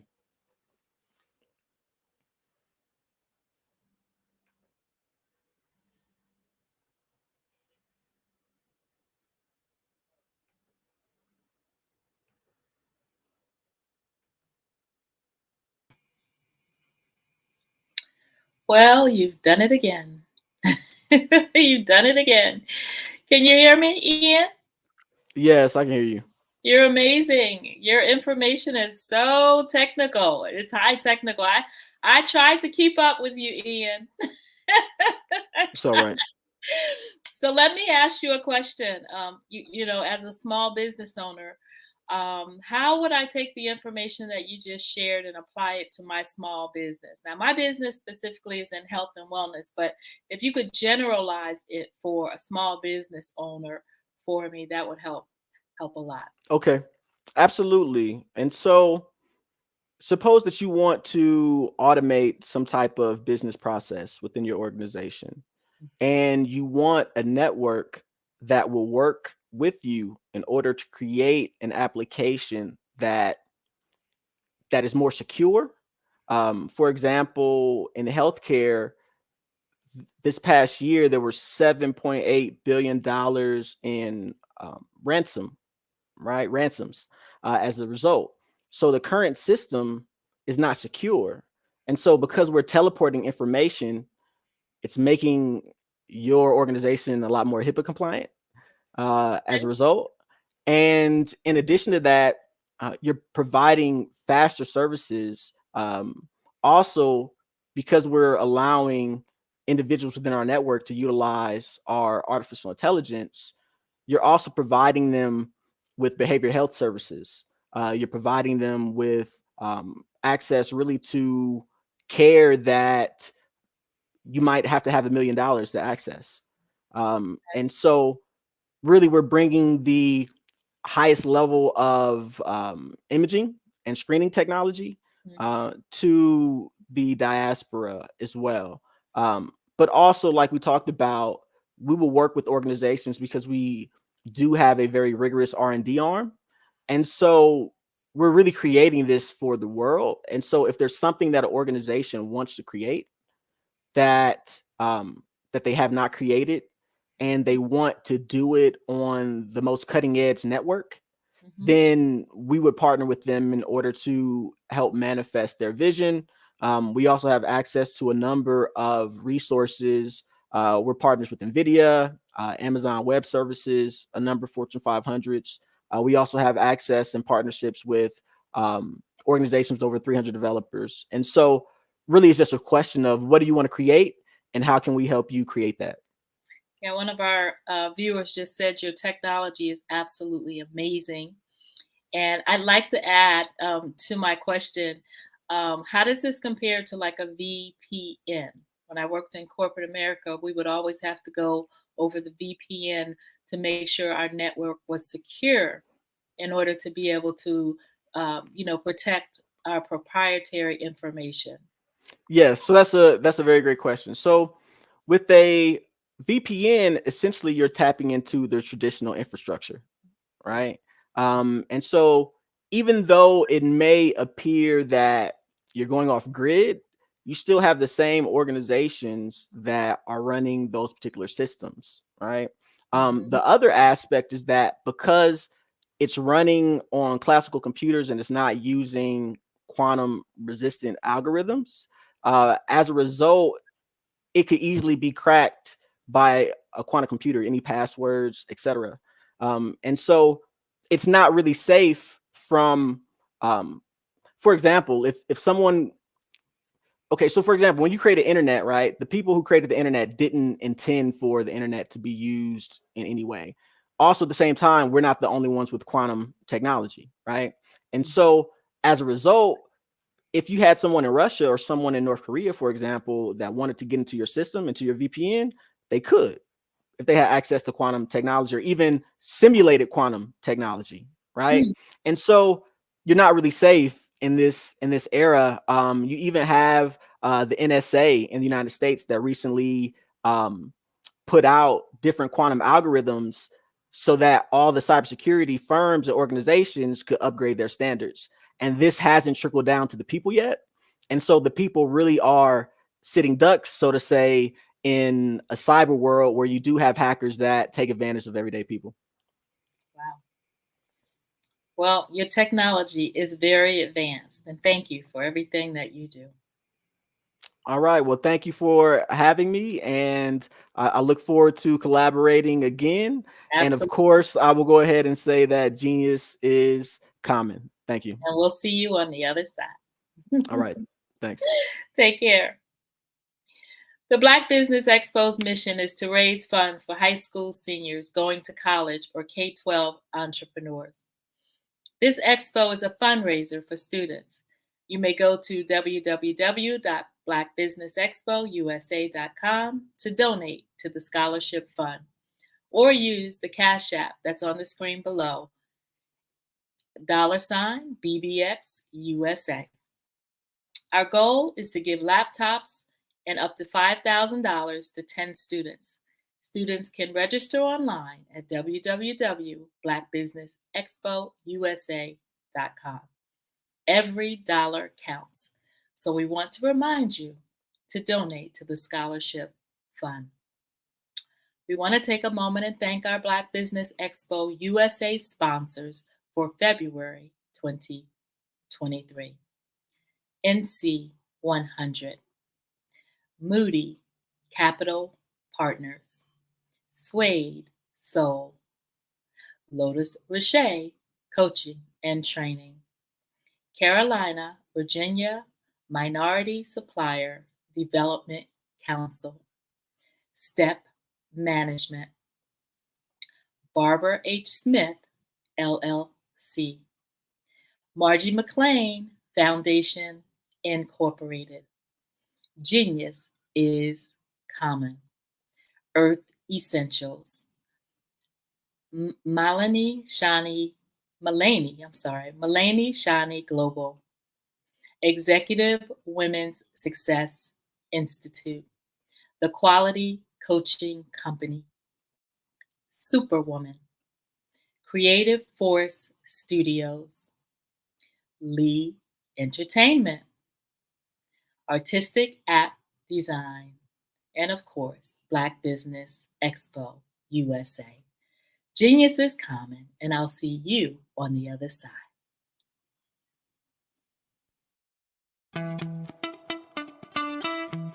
How many times have you been asked to help someone you didn't even know, a student, a business entrepreneur? Or did you ever even ask, where did they end up? That business, that friend, that entrepreneur. Well, just maybe they ended up in a gang, bankrupt, homeless, or worse, dead. Maybe they turned to crime, drugs, and alcohol. Did you ever wonder? Did you destroy their dream, or was your life always so easy? At the Black Business Olympics, we started a movement to help students complete. Give them hope and foster success.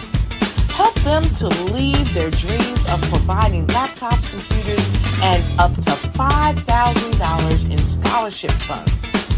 Today, we ask you to help a student, a business owner, or an entrepreneur to realize their dream by sponsoring them, supporting them, and buying from them. Consider this. With $1.6 trillion in our Black community, we only ask for a small donation for our students, our businesses, and our entrepreneurs. And you can change a life today. So I ask you, what are you going to do?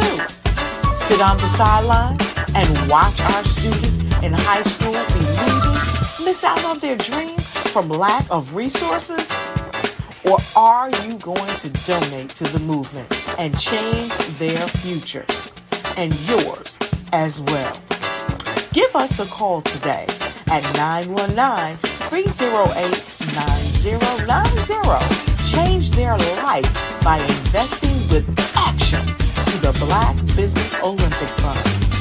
The Black Business Olympics, one of the largest business showcases of Black business in the history of the world. I'd like you to imagine with me, if you will, opening an app where you can collaborate with like-minded individuals from around the world, get inspiration and in-app tools to launch and grow your business, as well as share your knowledge and earn compensation, all in one app. Well, the name of that app is Truso, short for Truly Social. Hi, I'm Matthew Newman, the founder and CEO of Truso. A new concept in social media, Truso is designed from the ground up to be a platform that's both social and empowering for all its users. How exactly do we do that? I'm glad you asked. First, Truso brings the world together via video. Psychologists assert that video provides a significantly more effective connection than audio only. When you enter a community on Truso, you're face to face. Second, on Truso, you don't have to have 1 million followers to monetize. Our business model allows all hosts and moderators to monetize, no matter the size of your following, by 1, producing fee-based content, and 2, inviting others to join the platform as subscribers. Even more, Truso has an in-app resource library with over 100 free resources, forms, and documents to help you build your brand and grow your business. Third, Truso is inclusive. The deaf and hard of hearing communities make up 360 million people worldwide. Unlike audio-only apps, Truso embraces this community, providing a networking platform that allows them to participate via video and closed captioning. We even have a deaf and hard of hearing foundation in the works as well. Fourth, Truso is both social and safe. We refer to Truso as a virtual extension of the beauty shop, barbershop, and brainchild of the community. A place where there's laughter, along with wisdom, growth-oriented conversation, and genuine connections in a safe space. Truso even has proprietary security to ensure we maintain a safe environment for everyone. Where are we at now? Truso is live, y'all. We've launched in beta and we're acquiring users daily. We have an incredible development and marketing team, plus amazing celebrity influencers at the table, helping us spread the word around the globe. beginning within the African diaspora and beyond by creating a safe space for growth, connection, and collaboration.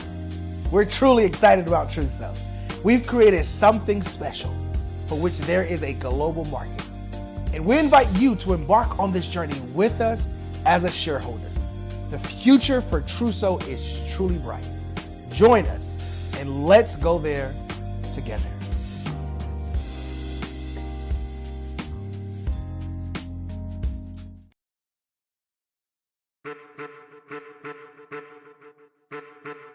I am a child of the Most High God. He has gifted me in ways that I could not even imagine and didn't know.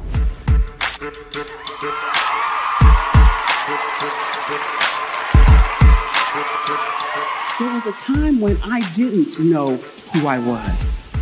I listened to other people tell me who I should be, what I should do. I listened to people telling me that I should be a boutique owner, that I should be a construction manager, that I should be a laborer. Have you ever felt like you should do something else, be something else, go somewhere else, be wherever you wanted to be, and you felt like you were in a box? Anybody in the room? And you couldn't get out? Anybody in the room? And you kept trying to go and you couldn't get out? Anybody in the room? But let me tell you, you need to rock the box. Rock the box.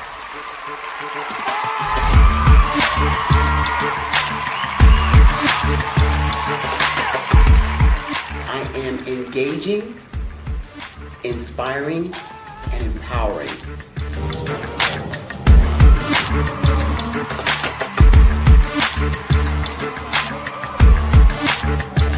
I would give you everything I know. Just by touching you, if I could, by osmosis, give you every single thing I've learned, I've gone through, I know I would. We know that's not possible, but as it is possible, I love to share information with people. Some of you out there, people have told you that you can't be, you can't have, you can't do. But I will tell you, like Kingston said, you can, you must, and you will. If it's to be, it's going to be me. You got to say it. If it's to be, it's going to be. If it's to be, it's going to be. If it's to be, it's going to be.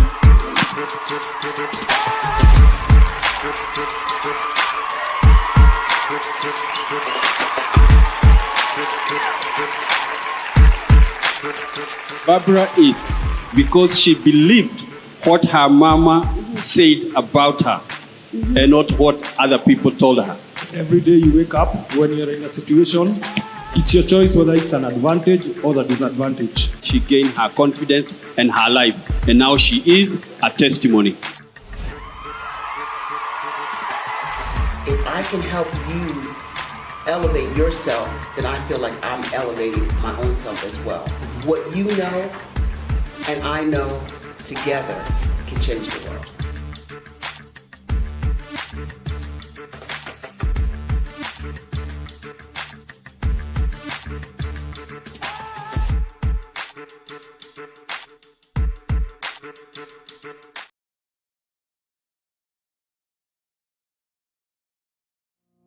Did you know that approximately 333.34 million businesses exist today, according to a report from 2021? And you may be one of those businesses, or maybe you're not in the business market yet, but you're aspiring to be a business owner. Well, guess what? You're in the right place at the right time. Because let's face it, everything is about timing and opportunity. Hi, my name is Dr. Lotus Richey, and I'm the CEO and founder of the Lotus Richey Coaching and Consulting LLC, along with the Lotus Richey Ignite Show. 15 minutes of success with Dr. Lotus Richey, as well as books to boom your business and bring who you are. And today, I want to bring this amazing message to you about the Black Business Network and the Black Business Olympic. See, the Black Business Network and the Black Business Olympic is designed to help people just like you, that's right, that look like me, to take their business to the next level. Not just in your front yard or your backyard, but globally. The Black Business Network and Black Business Olympics is designed not to just help you survive, but to help you thrive. So join us today as we come together with businesses all around the world to support our students, our children, our young teens, our young entrepreneurs. What we do is we come together to help raise funds for students who are aspiring to be business entrepreneurs, who are aspiring and who are thriving in college. We endow them with a wonderful opportunity to gain scholarship of either a laptop or several thousands of dollars. And we invite you to help be a contributor to this amazing opportunity to help someone that looks just like you. So join us today at our website and let us connect with you and help you ignite and take flight in every area of your life on the Black Business Network and the Black Business Olympics. I'll see you on the other side.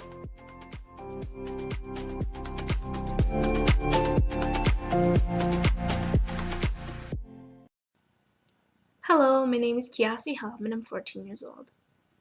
I think my genius would probably have to be setting goals and achieving them. I say this because ever since I was young, I always wanted to be an author, and at age 11, I ended up achieving this. But not only did I end up becoming an author, I'd like you to imagine with me, if you will, opening an app where you can collaborate with like-minded individuals from around the world, get inspiration and in-app tools to launch and grow your business, as well as share your knowledge and earn compensation, all in one app.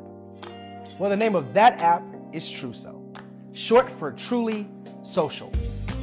Hi, I'm Matthew Newman, the founder and CEO of Truso. A new concept in social media, Truso is designed from the ground up to be a platform that's both social and empowering for all its users. How exactly do we do that? I'm glad you asked. First, Truso brings the world together via video. Psychologists assert that video provides a significantly more effective connection than audio only. When you enter a community on Truso, you're face to face. Second, on Truso, you don't have to have 1 million followers to monetize. Our business model allows all hosts and moderators to monetize, no matter the size of your following, by 1, producing fee-based content, and 2, inviting others to join the platform as subscribers. Even more, Truso has an in-app resource library with over 100 free resources, forms, and documents to help you build your brand and grow your business. Third, Truso is inclusive. The deaf and hard of hearing communities make up 360 million people worldwide. Unlike audio-only apps, Truso embraces this community, providing a networking platform that allows them to participate via video and closed captioning. We even have a deaf and hard of hearing foundation in the works as well. Fourth, Truso is both social and safe. We refer to Truso as a virtual extension of the beauty shop, barbershop, and brainchild of the community. A place where there's laughter, along with wisdom, growth-oriented conversation, and genuine connections in a safe space. Truso even has proprietary security to ensure we maintain a safe environment for everyone. Where are we at now? Truso is live, y'all. We've launched in beta and we're acquiring users daily. We have an incredible development and marketing team, plus amazing celebrity influencers at the table, helping us spread the word around the globe, beginning within the African diaspora and beyond by creating a safe space for growth, connection, and collaboration. We're truly excited about Truso. We've created something special for which there is a global market. And we invite you to embark on this journey with us as a shareholder. The future for Truso is truly bright. Join us and let's go there together.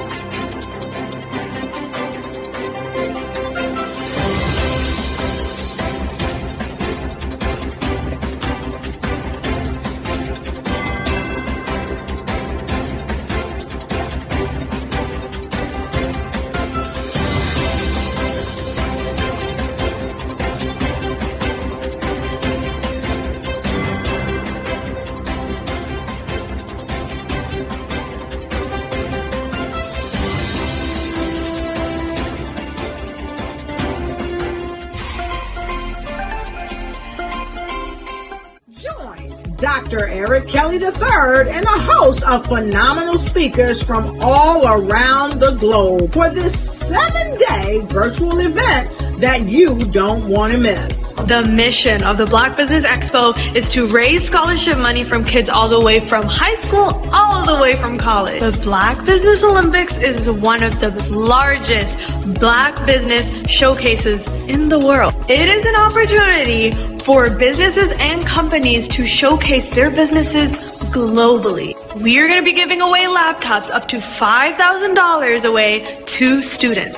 Again, I'm Olivia Appleberry, the founder of 2 Cents Finance and one of the speakers for the expo. I am so excited to see you there. For more info, go to www.blackbusinessexpousa.com or call 919-308-9090 and hope to see you there.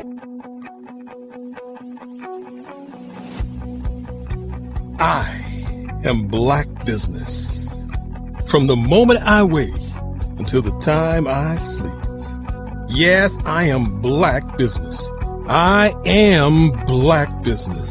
Tell me, are you Black business? I am Black business. Do you support Black businesses? Listen, I support Black business because I am Black business.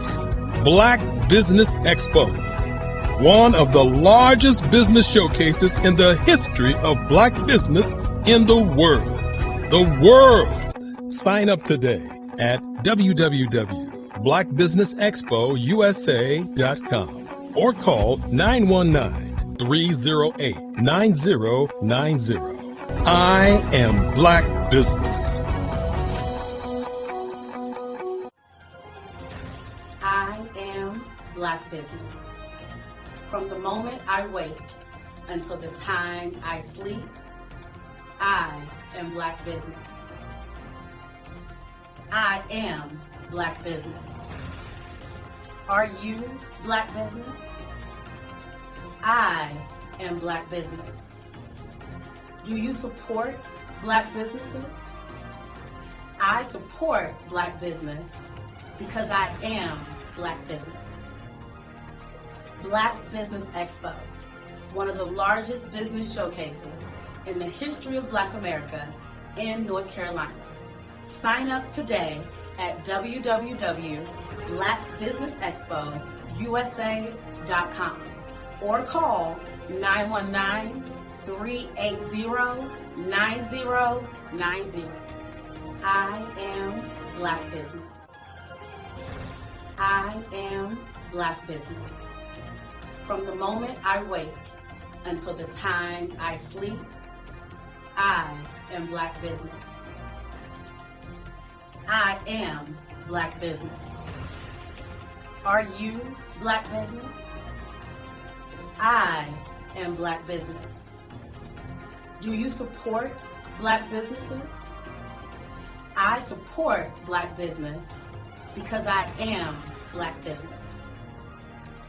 Black Business Expo, one of the largest business showcases in the history of Black America in North Carolina. Sign up today at www.blackbusinessexpousa.com or call 919-380-9090. I am Black business. I am Black business.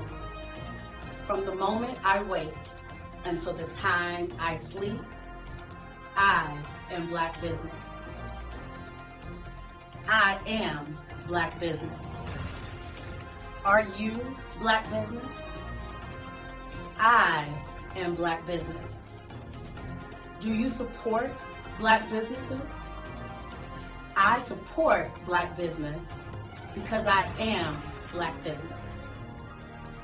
Black Business Expo, one of the largest business showcases in the history of Black America in North Carolina.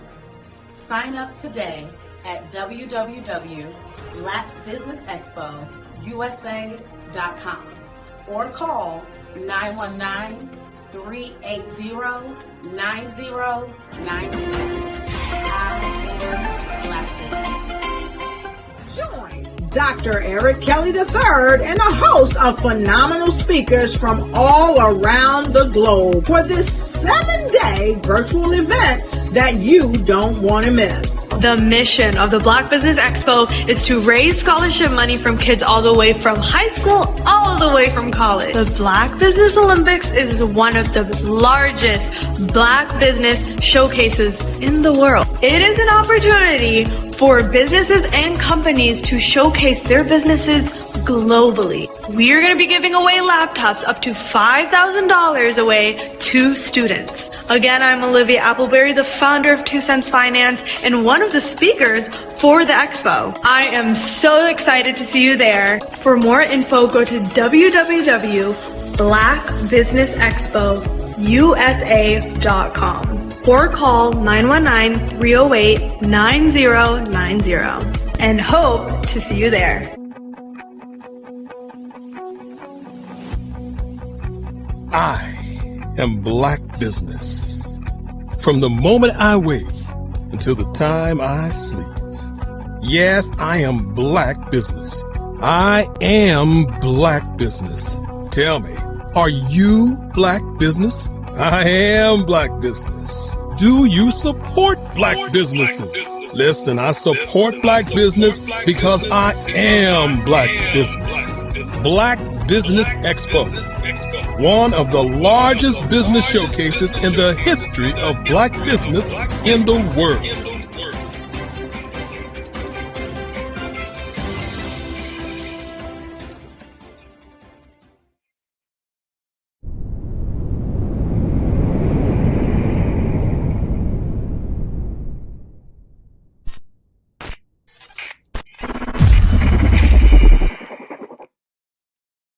Good afternoon, business owners, entrepreneurs, thought leaders, and corporations.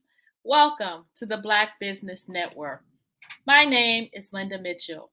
I am your moderator for this afternoon on the Black Business Network. The Black Business Network is a 24-hour business network showcasing Black businesses, business owners, entrepreneurs, and thought leaders worldwide. We have speakers from North Carolina, London, Singapore, Africa, Japan, and cities all over the United States. The Black Business Network is a global community sharing its business knowledge to empower, inspire, and educate businesses about business. Our next speaker will be doing a fireside chat, and her name is Lisa Bennett. Lisa is a coach, speaker, YouTube personality, and 2-time award-winning author. Formerly an executive with a multinational global Fortune 500 consulting firm, she now uses her gifts to help people gain the confidence to turn their faith into action. As CEO of Fearless Coaching LLC, she helps everyday dreamers seek to find their path, maximize their potential. She is also a partner and executive coach with Secrets, a career advice platform offering career coaching services, online courses, and topical content through blogs and a podcast. Since releasing the book in February of 2022, Lisa has won Best Inspirational Book of 2022. Awarded by the Distinguished Authors Guild, she has been deemed a sister with superpowers by Rolling Out magazine, and Chevrolet submitted the NAACP Image Awards 2023.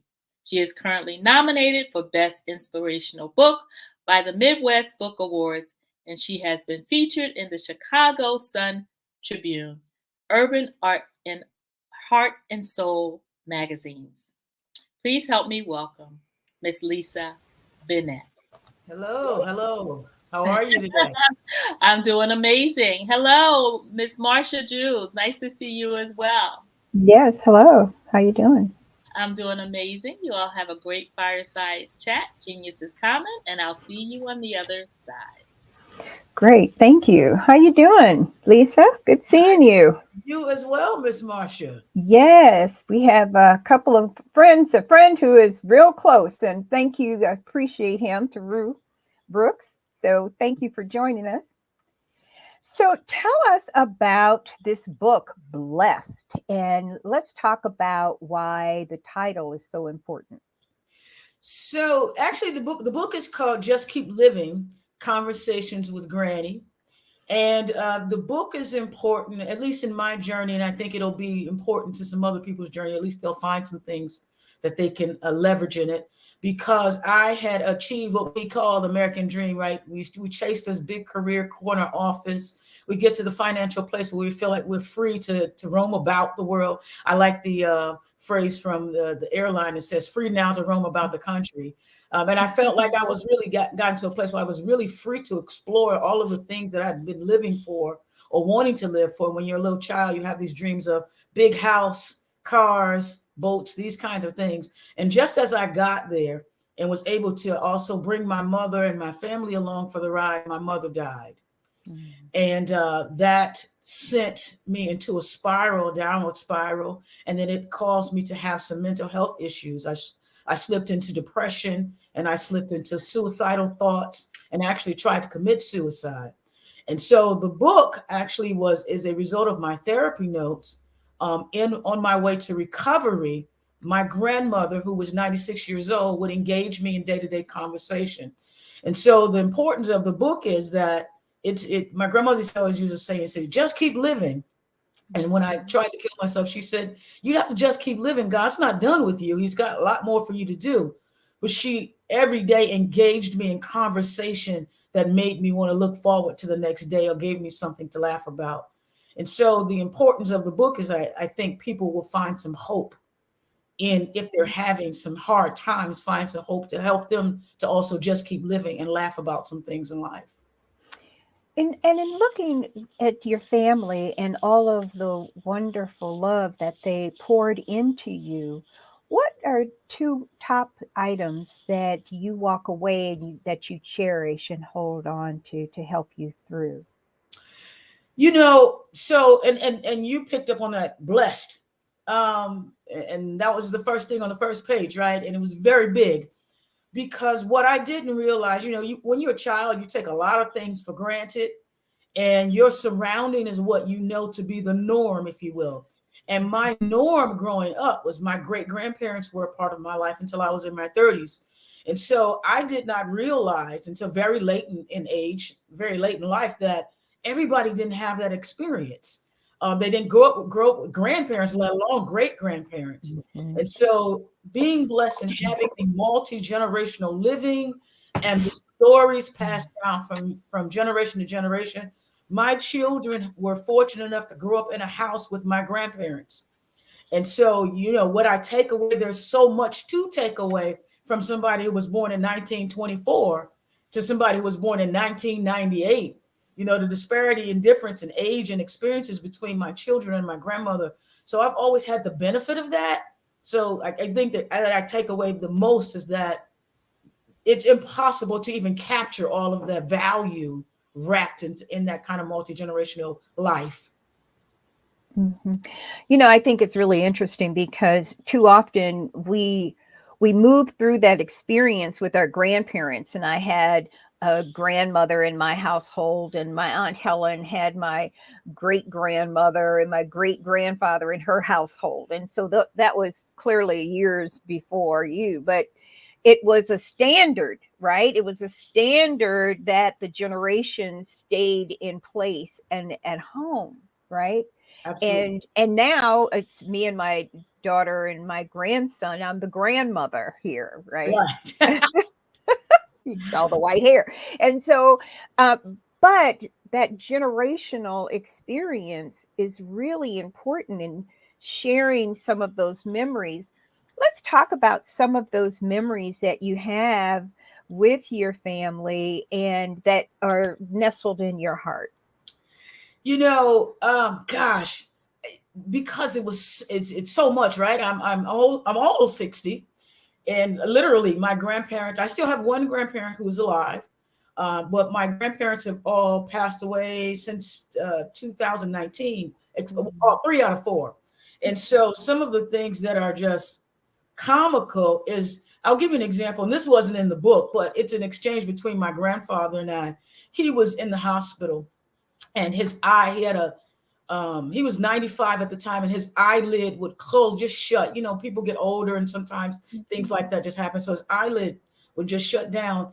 And so he was in the hospital for something else, but they said to him, Mr. Wallace, while we've got you in here for this thing, we might as well take a look at that eyelid and see if we can go ahead and get it adjusted. And so they had obviously explained the procedure to him. So I come in his room, and he called me sawed off because I'm short. I'm only 4'9". See, so that's one of those things too, right? Right. Parents come up with names for you. So he said, sawed off. He said, sawed off. You know, my eyelid keeps closing. I said, yeah. He said, they tell me they gonna cut my eyelid and hem it like a pair of pants. He said, I don't think I'm gonna do that.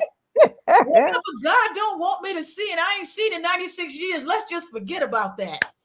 But for him to liken that surgical procedure to him in a pair of pants, hilarious to me. Right. I'm not doing that. That don't even fit right with me. What? I can see him now. Y'all go on somewhere else. We ain't doing that here. Right. And so that kind of stuff happened all the time. And all my grandparents were comical. I remember a cousin of mine, she was looking in the mirror, and she was heavy set. A lot of us are.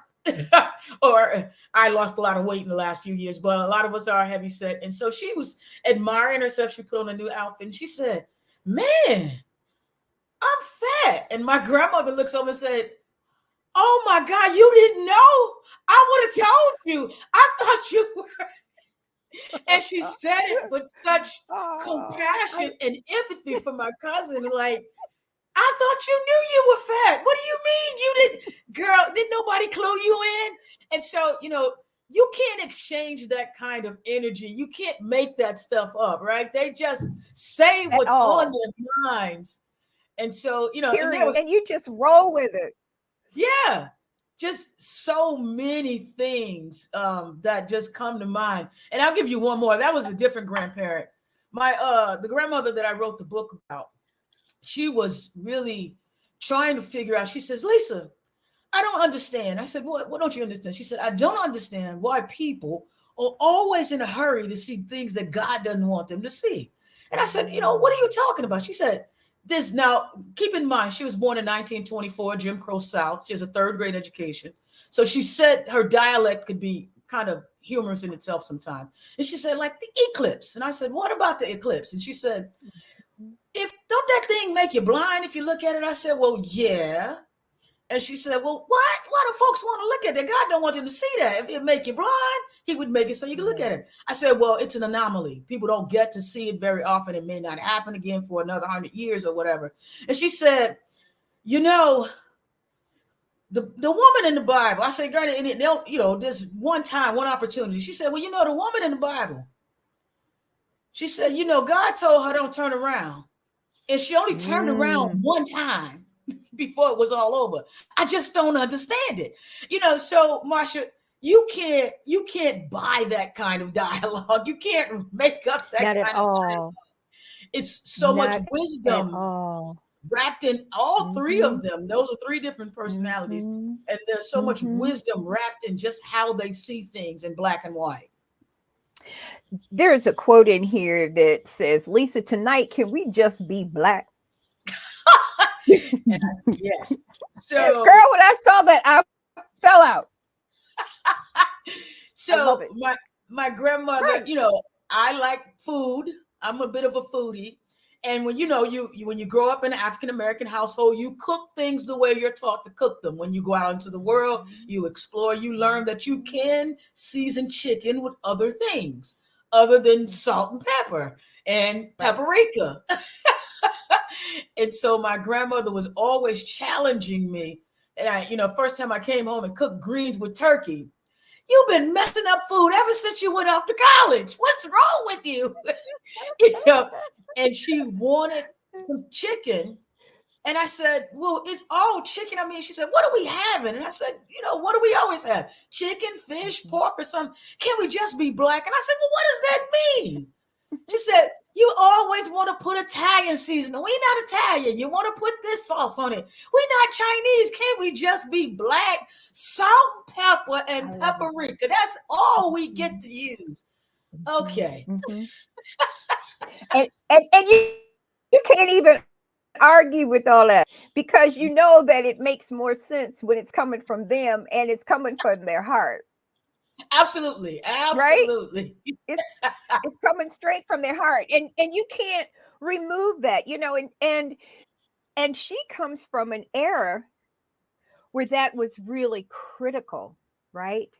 And knowing who you are and whose you are, absolutely, was huge, right? Absolutely. And so when you think about that and you reflect on that little bubble in your stomach when you think about them, right? And it automatically, you have this big, huge smile on your face. And it's, I call them MIPs, memories in progress. That you're right. That you have these fond memories of bringing this person back into your life, and it's sitting in the living room watching something, or it's sitting in the kitchen. Where were your favorite places to be in your house with your grandmother? You know, so I don't know what happens when you get to be older. They pick a spot. My grandmother was one of two places. Either she was sitting in her room watching television, or she would sit in the kitchen, because we were never loading the dishwasher right. If we loaded it, she would unload it and tell us we didn't know what we were doing. We were never seasoning the food right. If we put something, and she's like, that's not how you do that. You're messing up something else. And I got to eat that, you know? Yeah, she just wanted things to be the way they were. And it's interesting that you talk about the way they see things. She had this thing. I don't know if you read the story about James Harden.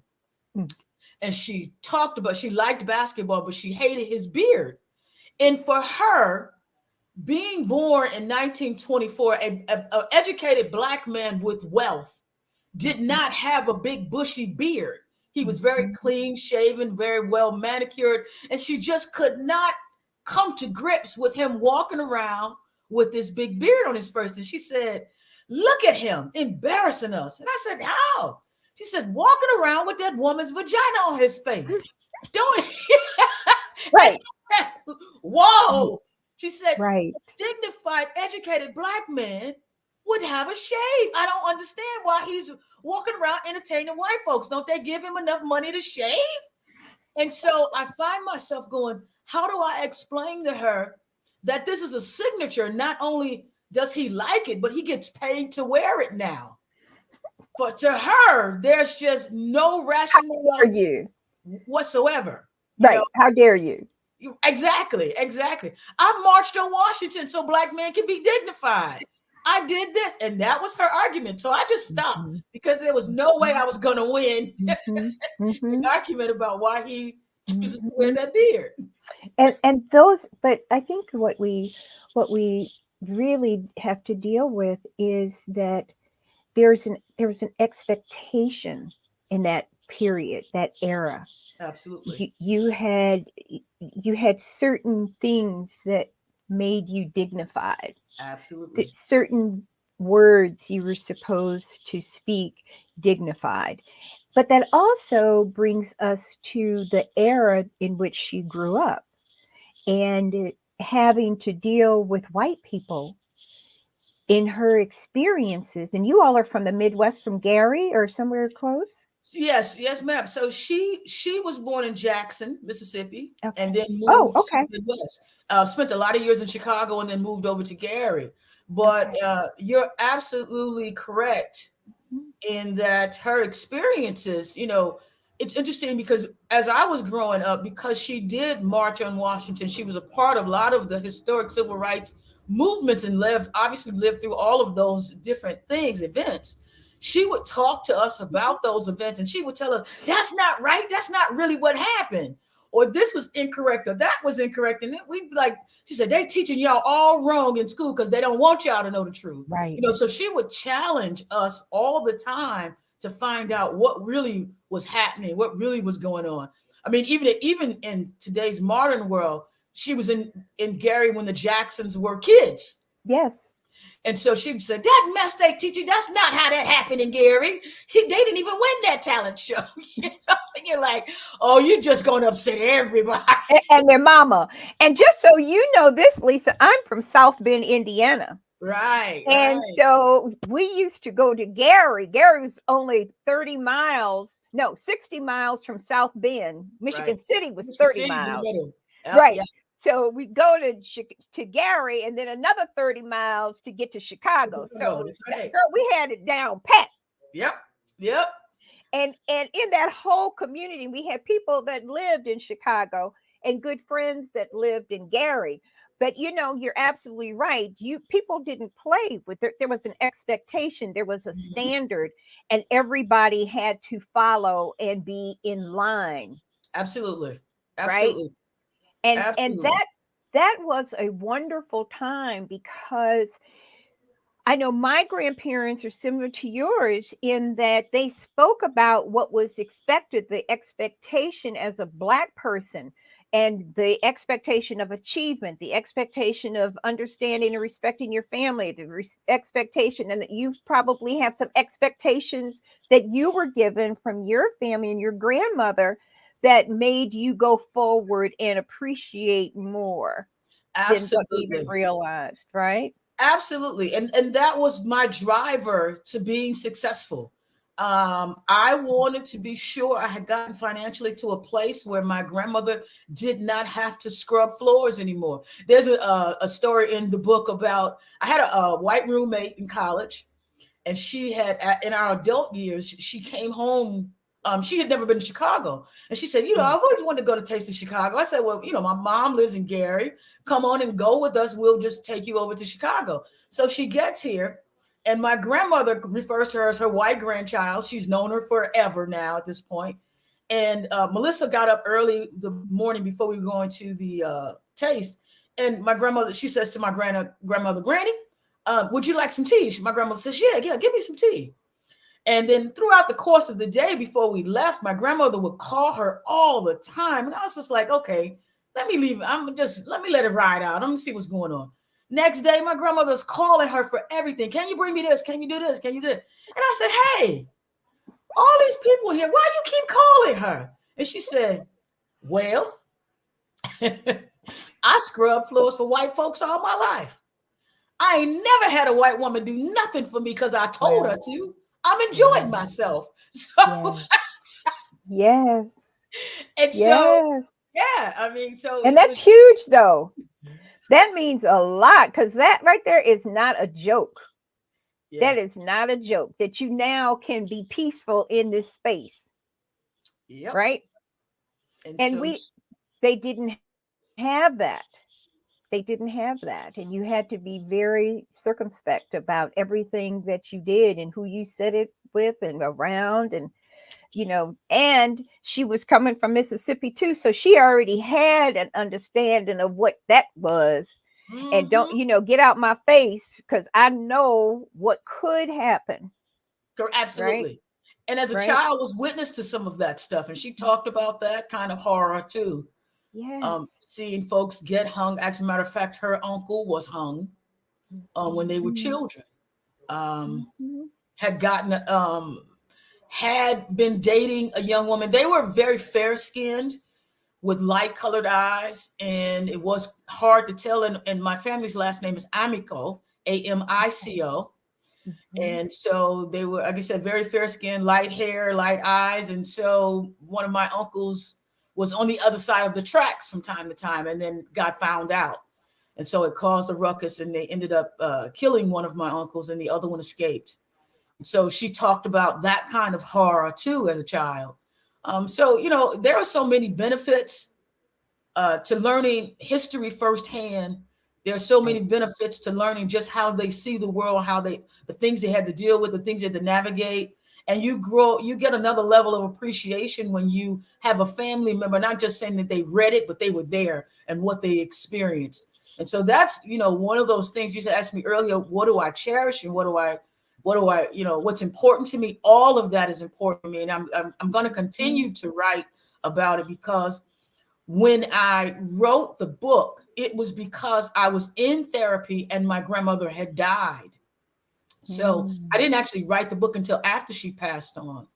And it was my ability to write about that kept me smiling and kept me wanting to stay here. And all I can remember, the title, Just Keep Living, when I was a kid, I would ask her, my grandmother believed in two things, praying and going. That was it. Because she would say, in the Bible, it says, you never cease. Prayer never ceases. Pray without ceasing. That's right. And so you're supposed to be, whatever you do here is on heaven and on earth is what's loosed in heaven. She's like, so I don't ever want to be caught without either being in prayer position or survival position. And that's being practical because, right, I have to live in this world. And so I would ask her, why don't you do this? Why won't you go to the movies? And why won't you go to the carnival? She said, that's not in the Bible. I'm not doing that. And I try to get her to rationalize with me. And she said to me one day, she said, Lisa, you're 5 and I'm 40. I could tell you why I make decisions I make, but you just haven't lived life long enough. You just keep living. And all these that's what they used to say. I'm sorry. That's what they all used to say. You're going to find out if you just keep on living. Yeah. Right. Oh, wow. Living. And you will be able to answer all of these questions all by yourself. Yeah. And that's the truth. The longer I live, the more I know. The importance of this generational living. I have 2 grandchildren right now that I'm trying to move closer to because I want to take them to their school functions. My children work full time. The kids are at home. They got daycare providers and all that kind of stuff. And I was like, well, I don't know if I like that now. Maybe we need to rethink this thing because I want them to have the same loving experiences that I had growing up. And, I think it's really wonderful. I was raised by my stepmother and father. And at my mother's house, she had both her father and her father and her mother. So both of my grandparents lived with my natural mother. And so that was a very interesting experience because the grandmother that was in my household was my stepmother's mother. Right. And so that was very interesting because they were all so different. Yeah. And they all saw the world so differently. And I think what else happens is depends on where the family originated from. Where did they really come from? So you had all of these people and they were coming from Humboldt, Tennessee. Okay. Humboldt, Tennessee. Right. And then you had some coming out of somewhere near Brookhaven, Mississippi. Right. So that's my family right there. We got to talk more. Yes. Somewhere near Brookhaven. And so when you look at that, there's at that era, because I'm 70 now. And you say, okay, 70, that was 1952 when I was born. And what all was going on then was amazingly different than what my sisters and brothers that were born and raised in this century. You know what I mean? And so that whole thing of understanding Black people, where they migrated from, where they migrated to, what they took with them, and what they passed on to us is really, really interesting because my grandmother, we call her Mama Tender. And so Mama Tender would say something totally different than Mama Reeves, which is my father's mother, right? Grandmother. And so Mama Reeves and Miss Tender, who was my father's mother, those two were still alive at the same time. And I was still young, but they filled my head with all this information like I was supposed to take notes or something. And I didn't know I really should have been taking notes. We didn't do that. We didn't do that. And that was the history that I'm still to this day, I'm so upset that I didn't know, that I hadn't received that information or understood I was supposed to pass it on. Right. Right. You know, and my cousins are always after me to continue writing because I just remember so much growing up. And here's the beautiful part. It's kind of weird, but it's beautiful at the same time. So you mentioned Brookhaven. When I was about 15, maybe 16, I went to Brookhaven with my grandfather to visit his brother. And we have quite a few relatives down there. And I remember checking, and I was going down the street. My grandfather, they migrated to Chicago. They like to play with guns and do a lot of silly stuff that men do.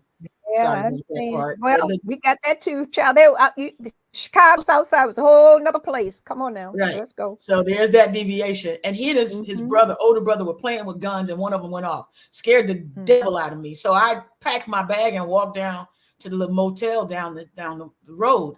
And as I checked in, the lady asked me, she said, well, who are you? Where are you from? And I said, I'm from Indiana. She said, well, who are you visiting? And I said, my grandfather's brother, Dudley Wallace. And she said, oh, which one of them boys you belong to? And I said, like, what you mean? I said, Jay. She said, Dudley, my cousin. I said, oh, JP. She said, well, how was Bum? And I looked at her like, said, what? So Bum is a name that people called my grandmother when they were children. And I looked at her and I said, you know, my grandmother, she said, Bum, I'm Jack. She said, Bum is actually my cousin. I'm married to JP's cousin. So in Brookhaven, my grandmother has about 6 or 7 cousins who are married to 6 or 7 cousins of my grandfather's. I love it. I love it. She said, baby, don't you kiss nobody down here. Because you're probably related to everybody in Brookhaven. That's hilarious. That's hilarious. Right. It's like, right. Okay. Well, you know, because everybody converged on Chicago. Right. Everybody converged on Chicago. They couldn't get north fast enough, and they all went to Chicago, primarily South Side. Yeah, right. And the thing is too, my grandparents, apparently, I found out later years, they had known each other since they were 8 years old.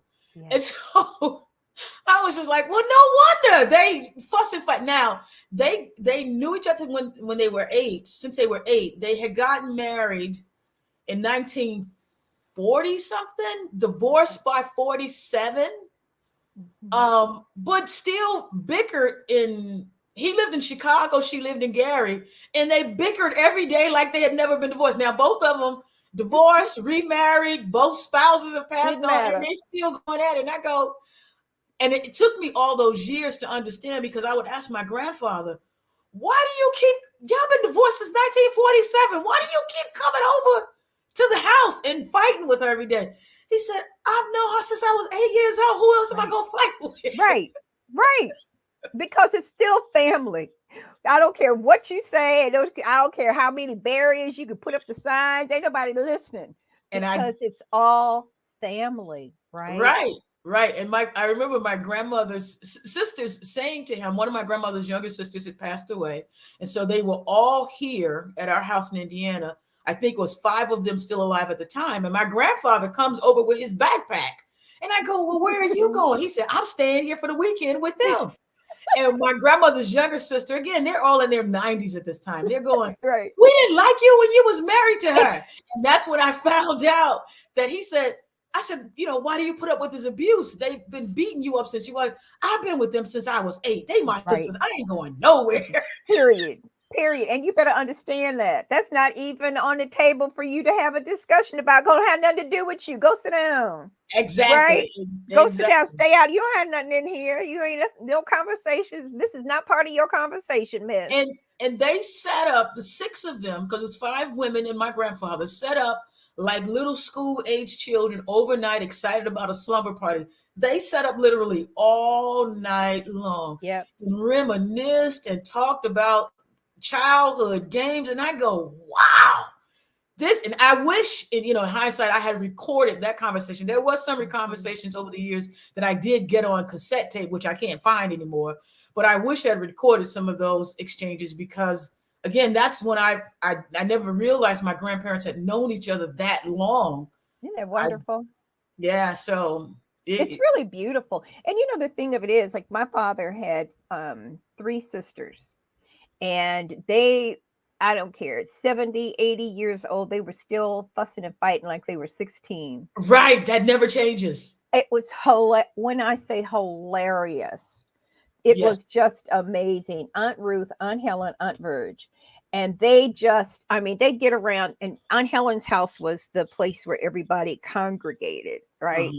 And we'd sit there, and they would tell all the stories, and my father would sit there. And nobody had their spouse. This is all family, and it always would happen after Sunday school when all of the kids got picked up, and we all had to go over to Aunt Helen's house, and Aunt Helen would cook all the Sunday brunch, right? And we would all sit over there, and they'd be in there fussing. And the dining room is right next to the living room, so you can hear all the fussing. And we would sit and say, "Why y'all fussing? You fussing? Y'all go on and mind your own business." They keep on. Right. Right. And don't you dare get in the middle of that, because if you said something like, "Why are you talking to my grandmother like that?" Oh, they all turn on you like, "Wait a minute. You don't have nothing in this." Right. And, and why are you talking into my business? Right. My mother was like that with her sisters. My cousins, my mother had 2 children. My aunt had 2 children. And my mother and my aunt would fuss, couldn't live without each other. But if I said something to my mother that my aunt didn't like, she's like, "I know you're not talking to my sister like that." And I'm like, what happened? And turn on us in a heartbeat. Right. Talk to me about the balloons and Granny, saying y'all got some balloons. Oh my gosh. Can you share that? So, yeah. Oh my gosh. You know, I tell my sons, so I have a son and a nephew, and they were getting ready to go out for the evening. And my grandmother had already chastised my son about some holes in his breeches, which she thought they were like bad pants, not realizing he'd paid a lot of money to buy jeans that were ripped up already. So she was already having a fit that he had paid $100 for some pants that was ripped up. She's like, that's just stupid.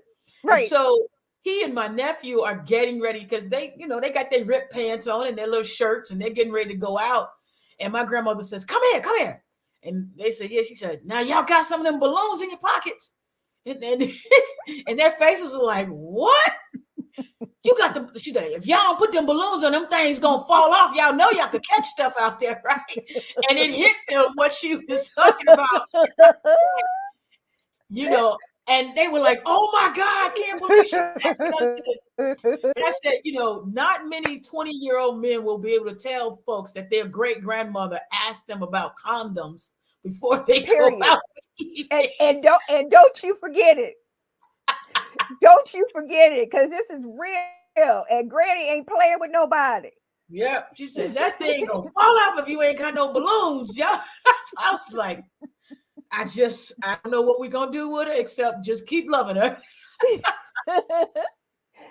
There's another section in here that you say that you had never paid attention to a strong personality trait until you got a little bit older and the roles started to reverse from provider and caretaker and the usual. Talk to us about that.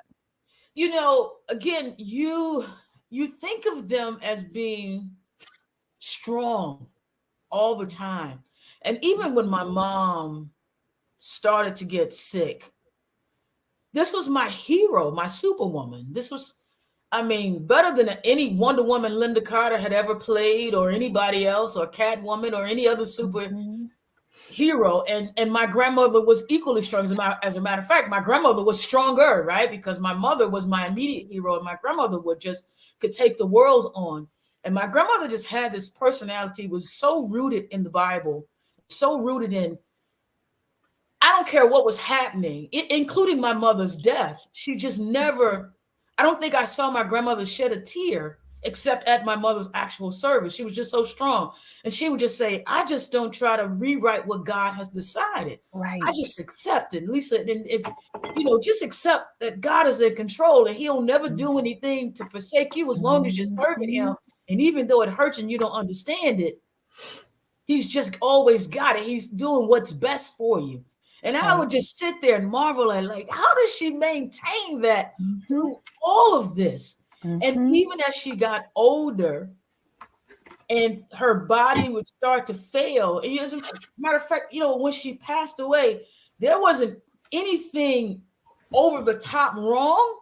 There was just a little bit of everything wrong because she was 96 years old. The doctor said to us, there's nothing we can treat her for. We can, every time we tinker with this a little bit, then it messes that up because she's kind of like an old car. She's got just enough gunk stuck in all the right places to keep it going. But if you start doing tune-ups and changing carburetors and things, you're going to find other things that are going to give out because they just not used to the pressure. That's right. And my grandmother said to me a couple of days before she passed, she said, I can go on now. Her rationale for being here, continuing to be here in her mind was, you couldn't handle me leaving. You tried to take yourself. I had to make sure you were okay. I can go on now because you're doing okay. You and your brother are talking because we weren't when my mother died, because it was too much for the two of us. We just didn't know to turn left or right and what to do. And we were just out of sorts. And she said, all of you are okay now, so I can go on. And I'm thinking she just talking. So the morning she passes away, she calls me and she says, I need you. She was in a rehab facility. We had her there trying to make sure everything was okay. Her breathing was okay. They had decided she needed a little bit of oxygen and that stuff. So I was getting machines set up at the house. And she says, I'm ready to go home. I'll go home today. And I said, okay. And so I told the nurses, get her dressed, comb her hair. She was bugging everybody. I said, I'm going to come and get her. She called me. She said, please bring some chicken and some biscuits. And I want to let them have lunch one last time before I go. And I said, okay. And I left to get the food and come back. And she left. Yeah. She literally left. And so when you talk about that, just that strength, she did go through a period where we became her caretakers and had to do for her and didn't mind because she had always had us on her back and on her shoulders. She'd always protected and loved us. And so we didn't mind that.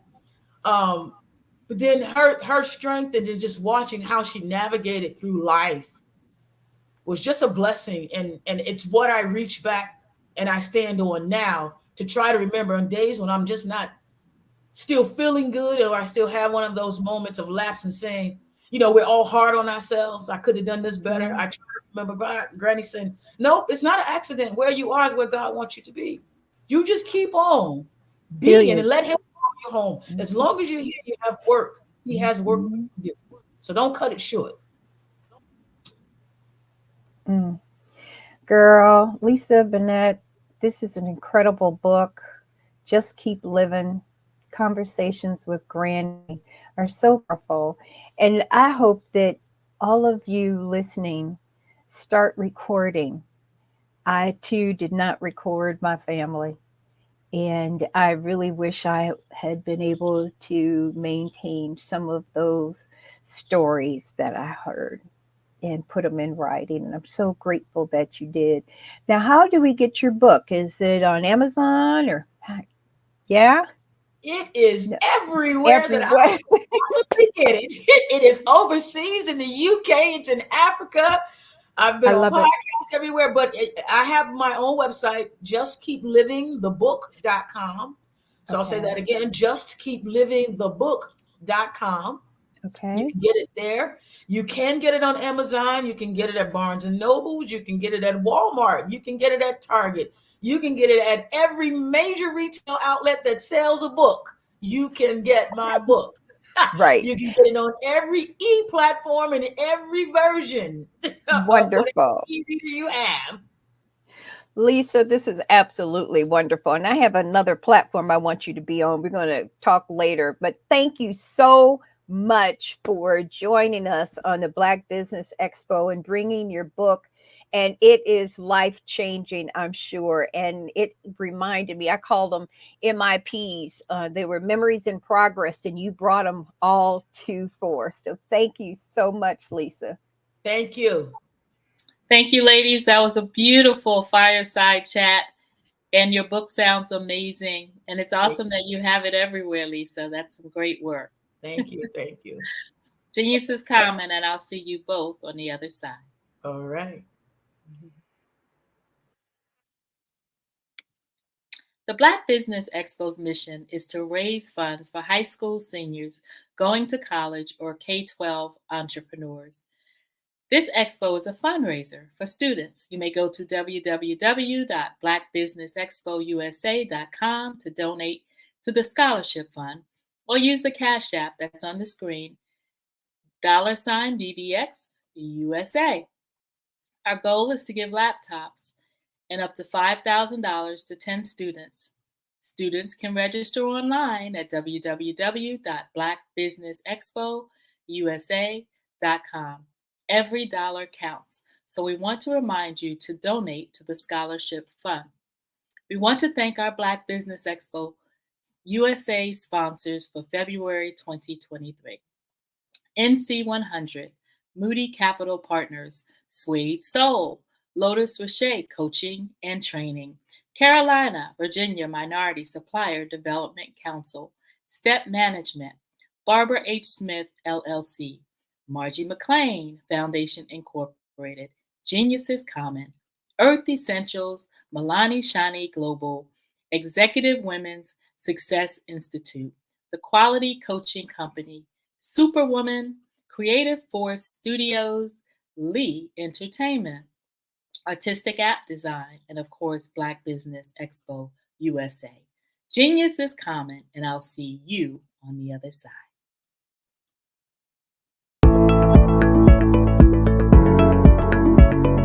Prepare for what's coming and dominate in economic winter.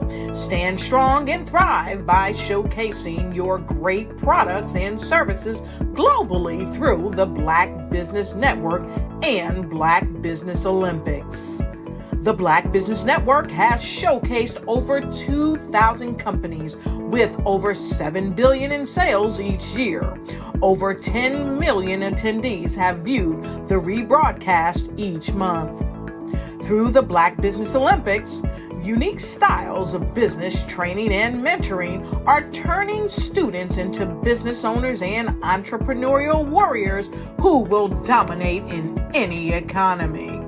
Gain the ultimate advantage of the Black Business Olympics, 7 days of unbelievable topics and speakers speaking around the globe. Donate your time and experience to provide expertise and scholarships to students worldwide and change the world. Now, more than ever, new insights, tools, strategies, and capabilities are needed. This is your chance for a major presentation to the world. Fill out the form and join the more than 2,000 speakers who have presented to over 200 countries. Join the Black Business Network streaming live into the Metaverse, STEM City, Black Multiverse Enterprises, Hulu, Amazon, YouTube, iHeartRadio, Apple, Facebook, LinkedIn, Pod TV, IBM TV, Spotify, and Google Podcasts. Sign up today. Spaces are limited, and we will see you there.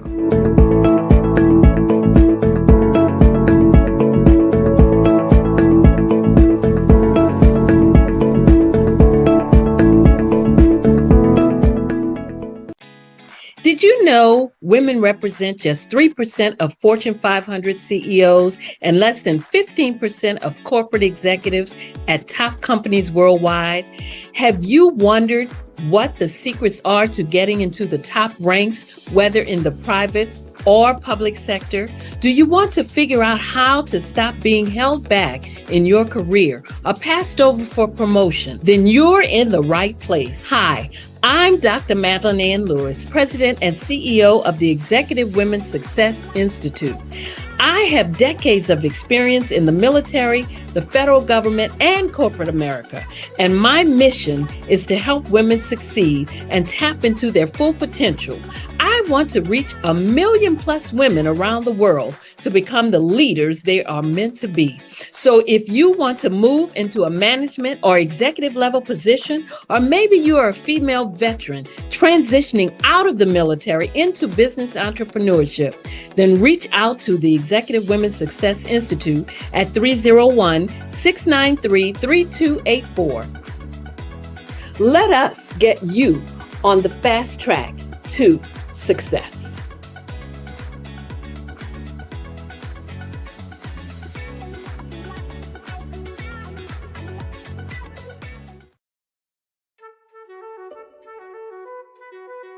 This is Dr. Arnold T. Petsworth. Yes, that's his given name. No, don't look into it. He's the owner of Petsworth Vet World, a veterinary clinic in Hopton, Connecticut. His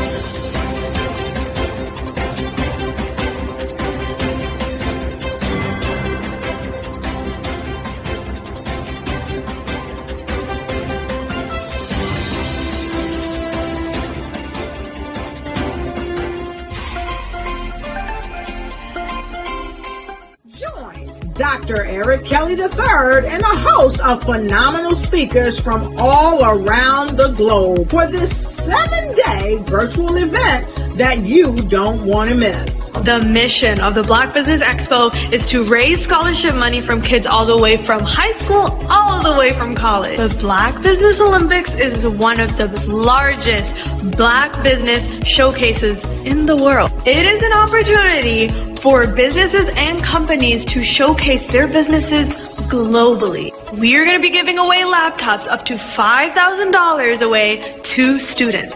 Again, I'm Olivia Appleberry, the founder of 2 Cents Finance and one of the speakers for the expo. I am so excited to see you there. For more info, go to www.blackbusinessexpousa.com or call 919-308-9090 and hope to see you there. I am Black business. From the moment I wake until the time I sleep. Yes, I am Black business. I am Black business. Tell me, are you Black business? I am Black business. Do you support Black businesses? Listen, I support Black business because I am Black business.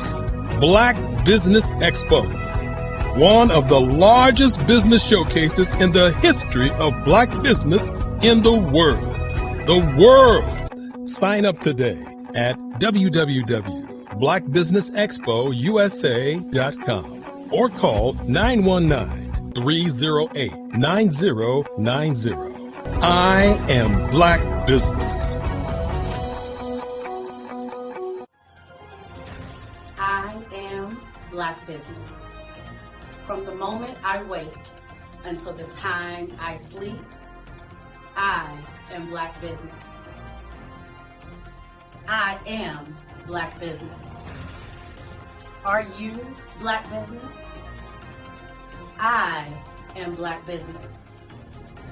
Do you support Black businesses? I support Black business because I am Black business. Black Business Expo, one of the largest business showcases in the history of Black America in North Carolina. Sign up today at www.blackbusinessexpousa.com or call 919-380-9090. I am Black business. I am Black business. From the moment I wake until the time I sleep, I am Black business. I am Black business. Are you Black business? I am Black business. Do you support Black businesses? I support Black business because I am Black business. Black Business Expo, one of the largest business showcases in the history of Black America in North Carolina. Sign up today at www.blackbusinessexpousa.com or call 919-380-9090. I am Black business. I am Black business. From the moment I wake until the time I sleep, I am Black business. I am Black business. Are you Black business? I am Black business. Do you support Black businesses? I support Black business because I am Black business. Black Business Expo, one of the largest business showcases in the history of Black America in North Carolina. Sign up today at www.blackbusinessexpousa.com or call 919-380-9090. Join Dr. Eric Kelly III and a host of phenomenal speakers from all around the globe for this 7-day virtual event that you don't want to miss. The mission of the Black Business Expo is to raise scholarship money from kids all the way from high school, all the way from college. The Black Business Olympics is one of the largest Black business showcases in the world. It is an opportunity for businesses and companies to showcase their businesses globally. We are going to be giving away laptops up to $5,000 away to students.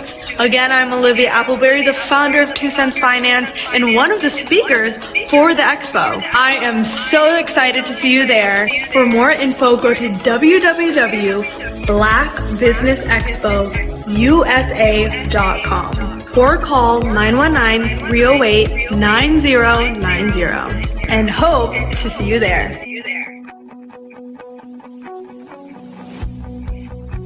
I am Black business. From the moment I wake until the time I sleep.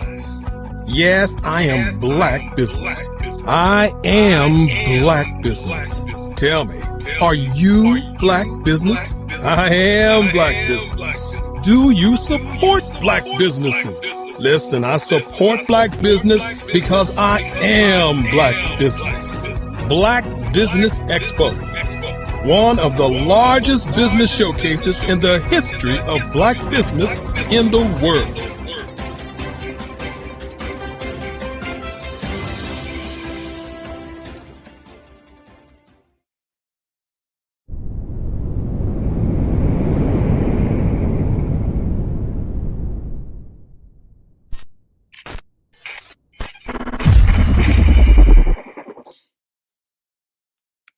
Good afternoon, business owners, entrepreneurs, thought leaders.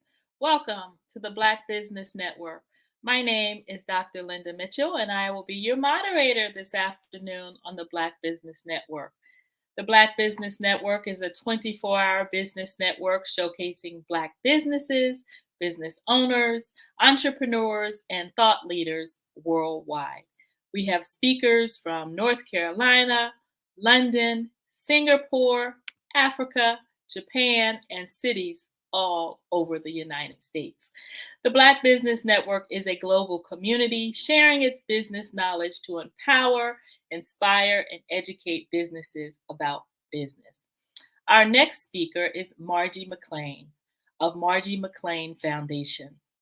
Margie McLean is the founder and CEO of Chemistry Fashion Boutique, LLC, and the Margie McLean Foundation, Incorporated, in which her mission is to provide outreach to underprivileged and disadvantaged children, youth, young adults, and their families through educational enrichment, health and wellness, one-on-one mentoring, and local and global service projects that will foster future leaders in the 21st century and beyond. She is a counselor, educator, mentor, and community life coach who uses her life experience to transform the lives of women and build self-esteem in today's youth. Please help me welcome Margie McClain. Hi, Margie. Welcome. Well, thank you. How are you?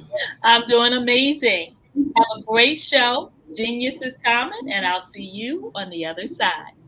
Thank you. You're welcome. Well, good afternoon. Again, my name is Margie McClain, and I am the founder of the Margie McClain Foundation, where we are cultivating and also reaching our youth and pushing them to be leaders for the 21st century and beyond. Today, I will be talking to you about how to use your niche and turn your passion into a paycheck. So just to tell a little bit about me, I am from a little town called Fayetteville, North Carolina. I have a bachelor's of science in molecular biology from the University of North Carolina at Pembroke. And I also have a master's in educational leadership from Augsburg University. And currently right now, I am a middle school science educator. But not only am I educating our students, about science, I'm also educating them about life and some of the things that they can do to start their own business. Again, I'm the owner of the Chemistry Fashion Boutique, which is an online boutique, and also the Margie McClain Foundation. And currently, am working to become a natural holistic health professional. And so one of my favorite quotes from Mark Anthony is, if you do what you love, you'll never work a day in your life. And that's very important to me because I see a lot of people who are just working jobs that they're not happy at. So it's work for them. But if you do your passion, or if you are in your niche, then you want to go to work, or you want to go to your job every day, or you want to start your business and do what it is that you love, and you're happy because this is what you love to do. So with our new opportunity, they are waiting for you. And did you know that there's a huge opportunity right now to take your passion and whatever you're passionate about and turn it into a profitable business? So in this report, or in this during this session right now, I'm going to teach you about how to start a new business and how you may turn that. And it may be something that you already doing that you love. So during this presentation, you will learn how to find out what your niche is and what your passions are. You'll learn how to turn your passion into valuable content, get your products in front of the right people, and start profiting from the products. So how do we find our passion? First of all, we want to know what are we passionate about? What are some of the hobbies that you have? So is your hobbies playing basketball? Some of my students, their hobbies is playing video games. Maybe your hobby is you just like to bake. What are the things you are good at? And what are some things other people say that you're good at? Now, make sure the things that they say that you're good at, you know that you're good at. And just look at those things and hone onto those things that you are very passionate about. So one of the things you can actually do is just pretty much write what your passions are. What are areas, or some of the areas that you have experience in or knowledge in? So, if you do not know how to cook, and you're not used and you're not having experience in cooking, obviously that's not the business that you need to start. If you do not know how to play basketball, unless you can teach yourself, and you want to teach drills, or you want to start a basketball camp, you've never coached, you never played, you don't even watch the game, then that is not your passion, and that is not the job or the business that you want to start. What is something you overcome in life? And what I mean by that is, it may be something that you have dealt with as a child, or something you are dealing with as an adult. What could you use that for? Could you turn that into a book? What about a workshop? So one of the things I have done in my passion is I love to talk to our students. I love to help others. So one of the things I have started was a women's conference. And also I started a youth conference. And I just either I talk to young ladies or I bring other people who also have done things in life or dealt with things in life. And they come and they help people work through those things that they still have not overcame in life. What reoccurring subjects are you seeing? So one of the things you want to do is you want to write 1 or 2 things that you feel strongly attached to.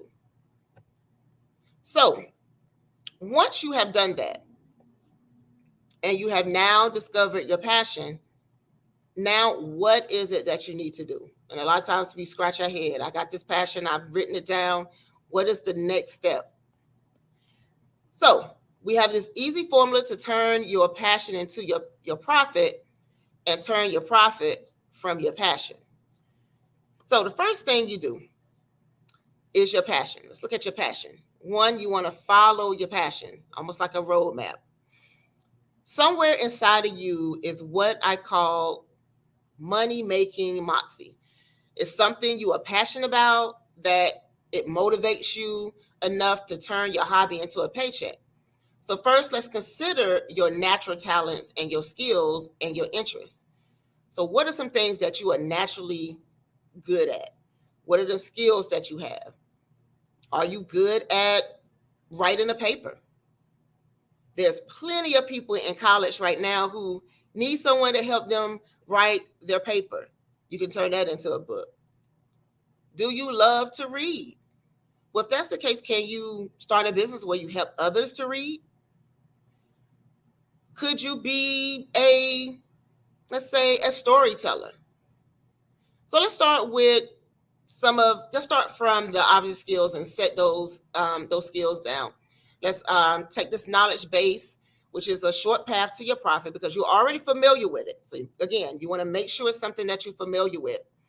You already love it, and there's no shorter learning curve because you already know it. So choose something from the list that you are going to get with right away and develop into a business. So again, you want to make a list of the things that you can do well, or something that you enjoy doing that doesn't feel like work to you. You want to write down all the keywords that come to mind and don't hold back. So, if you have a paper and you want to write down, just write all over that paper, you do that. You can also make this kind of like a vision for you, almost like a vision board. Maybe what you can do is just put your passion in the middle, just put my passion, and just write words all over the paper. That's your passion. All right. So now your profit, your product. You want to brainstorm the different ways to create a business around what you love.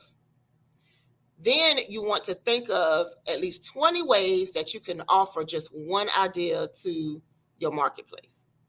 Just one. So brainstorm on different ways again and create a business around what you love. And then again, like I said, think about 20 ways that you just want to offer one idea to the marketplace. So for example, I have students who do pretty well, even though they are in middle school, they do pretty well applying makeup. They do their own makeup.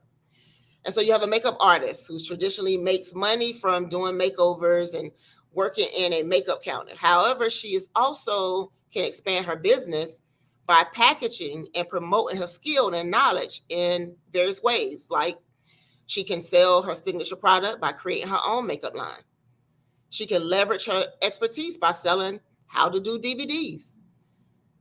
Well, DVDs are back in the day, but videos now we are on YouTube. You can also package your knowledge in the workplace and train other makeup artists. Now we have 3 more streams of income, and you're making business with much more value, and also it's more profitable. So again, think about what it is that you love and what are some things that you can do. What are 20 ways that you can offer this one idea to the marketplace? Now, for example, one of the things I like to do is I love to sell. I started as a young kid. I started as a young kid with my mom when we used to go out and yard sale. And so I would help her sell. So she kind of started that with me. And with that, it moved into me going to school. And so I used to see how people like Kool-Aid packets, and they would mix sugar with it. So guess what I did? I went and I got these, my father got me these little bags, and I started putting some Kool-Aid mixed with sugar packets, and I started selling those. Then I started thinking about what are some ways I can make this better. So I started mixing flavors and just putting a little name to it. And I made money just as a kid in junior high. Later, I went and I moved to selling candy bars in school. And from there, during the summer, I just thought about what are some things that the kids like during the summer. Well, they like icy pops. They like the icicle pops, and they like ice cream. So guess what I did? I started selling ice cream. So I also looked at cost and demand. What is out there and what is needed in the marketplace at that time? And how can I take that and turn that into a passion? So now I moved to now just having Chemistry Fashion Boutique. And I started off actually selling paparazzi, and I just kind of saw where that market was getting really, it was just a lot of people. So I started looking at what are some other things that I can do. I love jewelry. I love helping young ladies feel good about themselves. So I started Chemistry Fashion Boutique, and I started with selling more like African designs and pearls. I started off with pearls, and then I moved into making earrings. I had a friend of mine who I met in the fashion world. She showed me how to make these earrings, and I just asked her, is it okay for me to learn? I just went to her house one day just for a fitting, and she showed me how to make them. And then from there, that was a way for me to make some quick money over the summer. And I started selling these earrings. And when I started doing that, I loved it. One, I love making the money, but I loved the way it made women feel. And then from there, it went into selling natural soaps and selling African design skirts and earrings. And then I started vending. And from there, I just started taking that as my business, and I made Chemistry Fashion Boutique. So from there, your promotion plan, how would you promote yourself? Well, get going on making your passion into the business. So secure a business name first, get some business cards. And let me say this, with the business cards, you can make your own business cards because, again, you're just starting the business. So you do not want to take all of your money and spend into too much of the marketing by going to some of these websites where cards are expensive. Now, of course, I went to Vistaprint and had my cards made, but you can make your own cards just to start off, get some card stock, design it yourself, and start thinking about your website. Now, again, we have some websites that are free websites. And so you can use those websites to start your business, or you can use social media. You will need an online presence if you want to grow. So again, social media, Instagram, Twitter, TikTok, which I haven't gotten there yet, and Facebook. You can also create your own portfolio by putting together samples of your work. So one of the things that I did was I went to a website where you can make videos, and I make my own videos. And what I started to do was I took pictures of all of the different merchandise that I had, and I just created a video, had music on it and everything. And I played that, I put it on my YouTube channel for Chemistry Fashion Boutique, and I put it on Instagram. And immediately my sales went up because I was showing different things, and I had people calling me from different parts of the world or different parts of the country, and they was asking me about these services and these products. And then from there, I expanded my business to Chemistry Growth Mindset, teaching young kids how to start their own business. So if you're a baker, create samples to share with others. And if you offer cleaning services, create a coupon to clean one room for free. Don't be afraid to give away a free product or service. You don't want to give too much away, but you can give it just a little sample, and then something that people can see what you're doing. Because again, you are a new business. People do not know who you are. So it's okay to give a free sample. And then if your products is what that person want, then guess what? They're coming back. They're coming back. Your prospects like samples and to see if you really want want what you offer. And people want to get to know you, like and like you and trust you before they buy anything from you. So be yourself and be authentic and give good free information. Now, let's say, for instance, also, you have started a lip gloss line. What is one way that you can promote your lip gloss line? Well, one of the things you could do is you can offer samples to put into bags at different conferences. Put your business card in. You have a sticker made. And if people like that, and also, contact information. And if people like that particular sample, they're going to go back and they're going to purchase it. I do that with my women's conference. I ask young ladies or men who are just starting their business, hey, can we get some samples and put into our bags? And that is another way of promoting. And so don't be afraid of that. Also, if you're writing a book and you want people to know what's in your book, most people don't buy a book unless they know what's in it or if they know who the author is and have read their books before. So one of the things I know, we have a lot of people who write journals. I'm actually in the process of writing a self-love journal. So one of the things that I can do is to host a website, host a online presence and a workshop. And in that workshop, we'll work on one of those worksheets that's in my journal. And again, I'm just giving one free sample. And if they like what they hear, guess what? Well, you can see the rest of it in the workbook. Here's my workbook. Here's my website. This is where you can purchase it from. If you would like to come to my workshop, I will be hosting it at this time. And you are building your clientele. So again, I kind of talked about some of this already. What is your platform? So who do you see buying your products and your services? So who are you going to market to? Pretty much that's the question that we want to ask. So you want to write down a full description and details of your ideal client. Who is your ideal client? Is it a female? Is it male? Is it a single mom? Is it a single father? Is it a family? Is it our older generation? Is it our young generation? Is it our mid generation? So you want to write down that detail. Create your client probably with an avatar and give them a name, an age, and a personal style. Write down what your ideal client reads. Where do they go? Whom do they hang around? What do they value? Then go make friends with your ideal client. Get social media connections with other people daily and let them know what you are doing.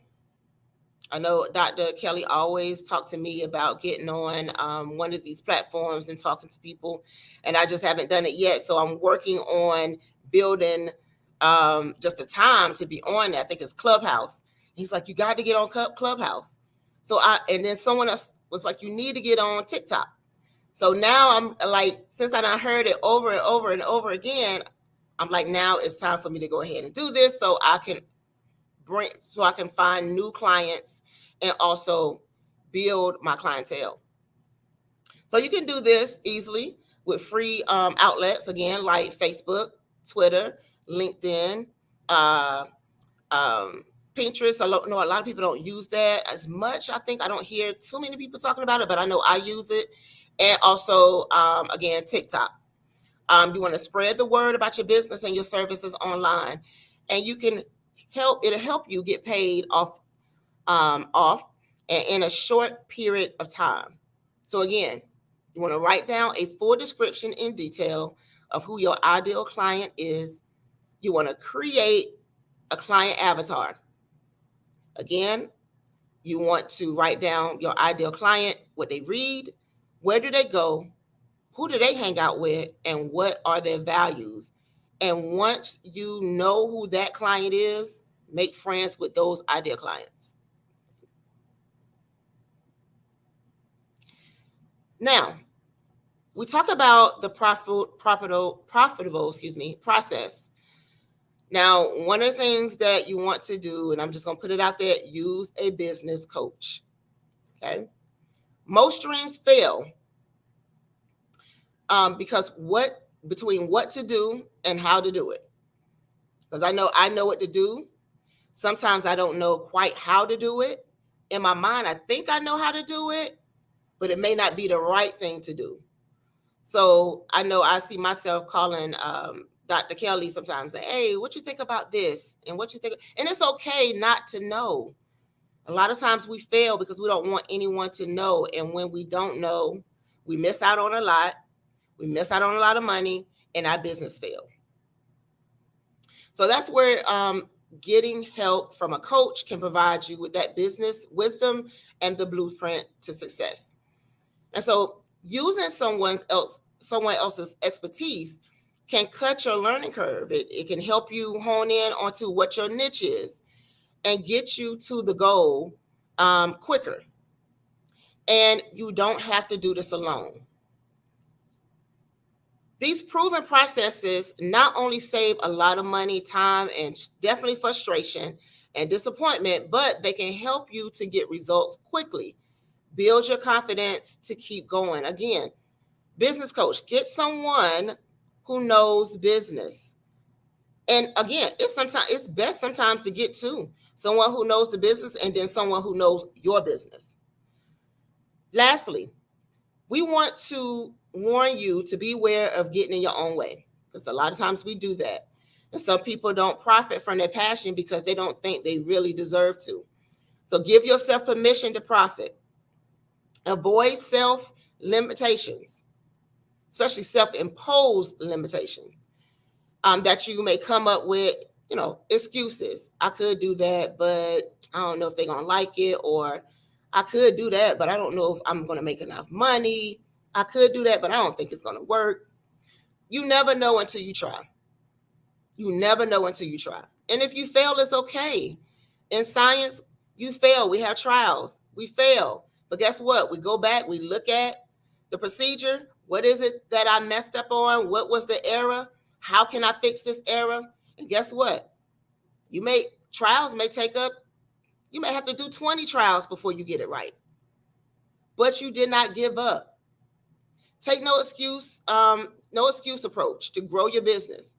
And you will see just how lucrative and fun turning your passion into a paycheck.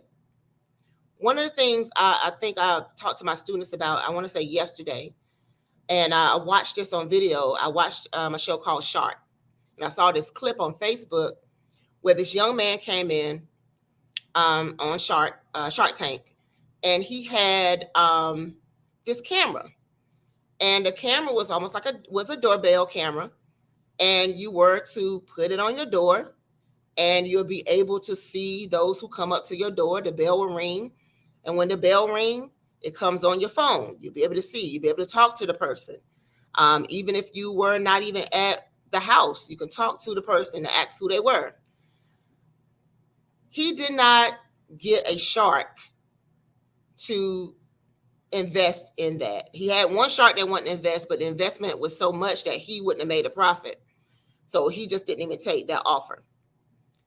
All of the other sharks decided not to take the offer with him and did not want to invest in him. So he went back and he looked at his product.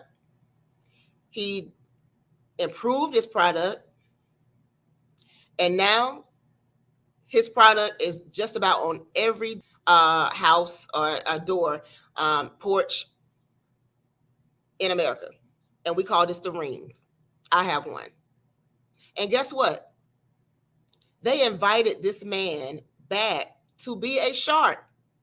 And he was making more than some of the sharks who did not invest in him, did not trust his product. They had to invite him as a shark. That's amazing. He did not give up. He didn't say, oh, I don't want to do this anymore. I'm just going to throw it. He kept going. And now everyone is using the Ring. If it's not the Ring, it's another product, derivative of his product. And so with that, you want to use a business coach. Use someone also who sees further than what you see, who can give you that help, who can also pour positivity into your life and into your business.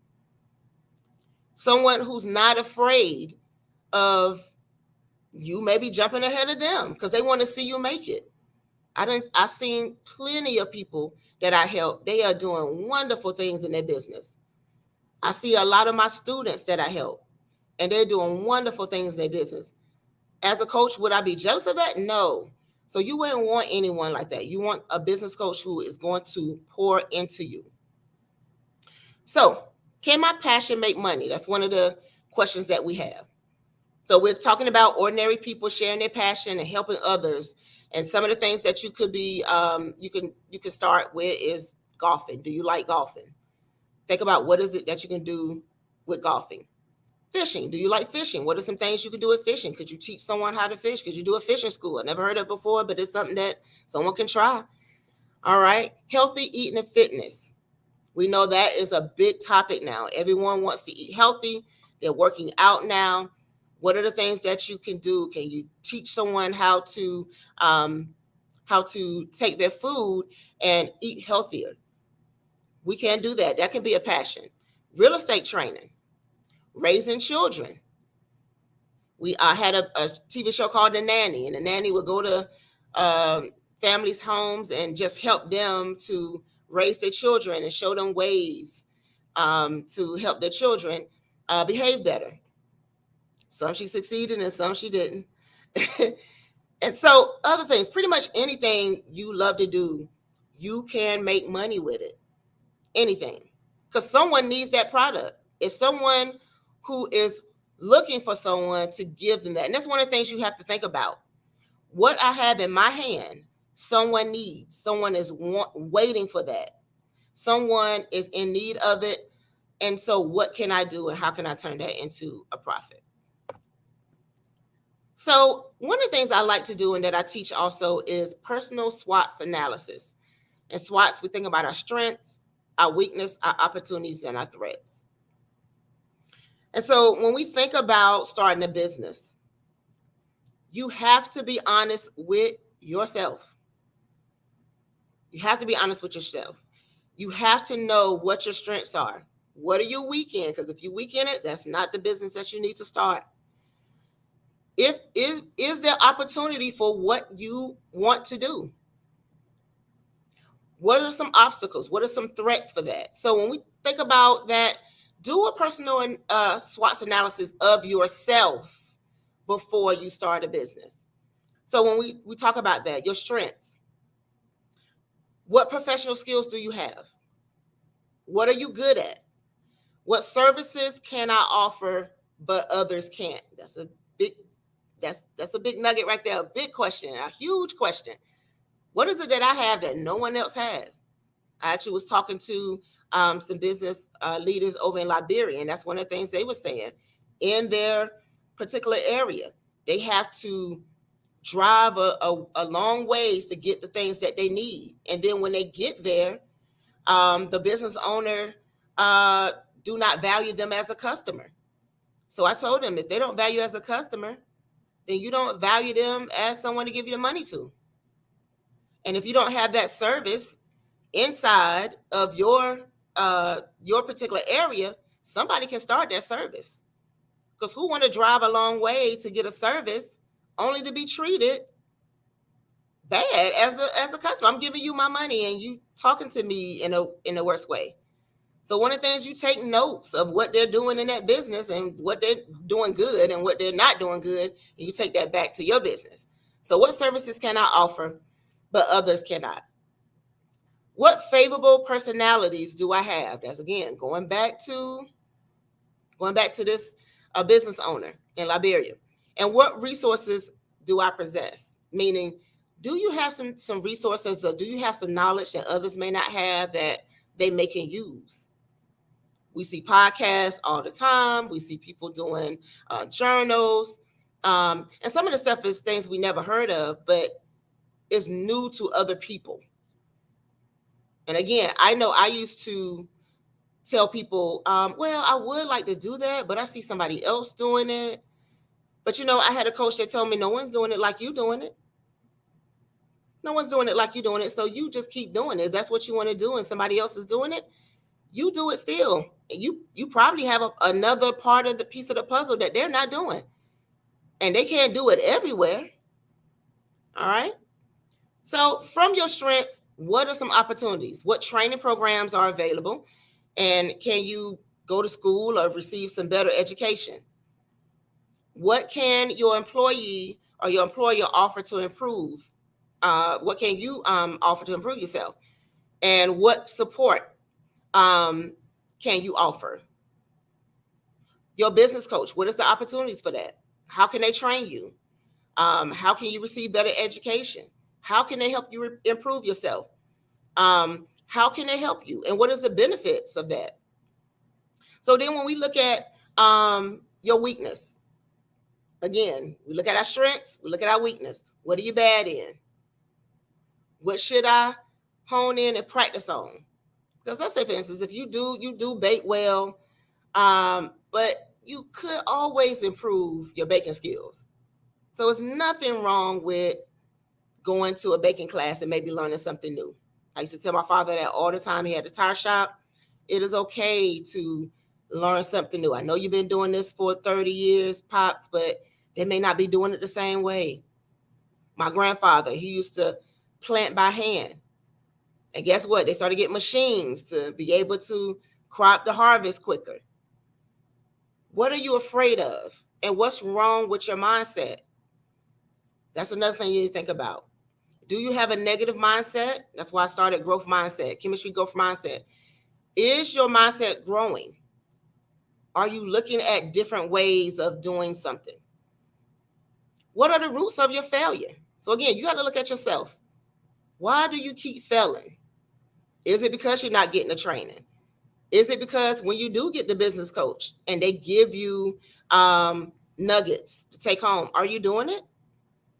Or did you just write it down and close the notebook? Are you even meeting with your business coach? Do you talk and keep in contact with your clientele?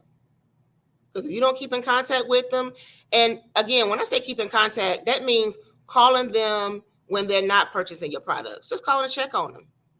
Hey, I'm checking in, see how you're doing. That's it.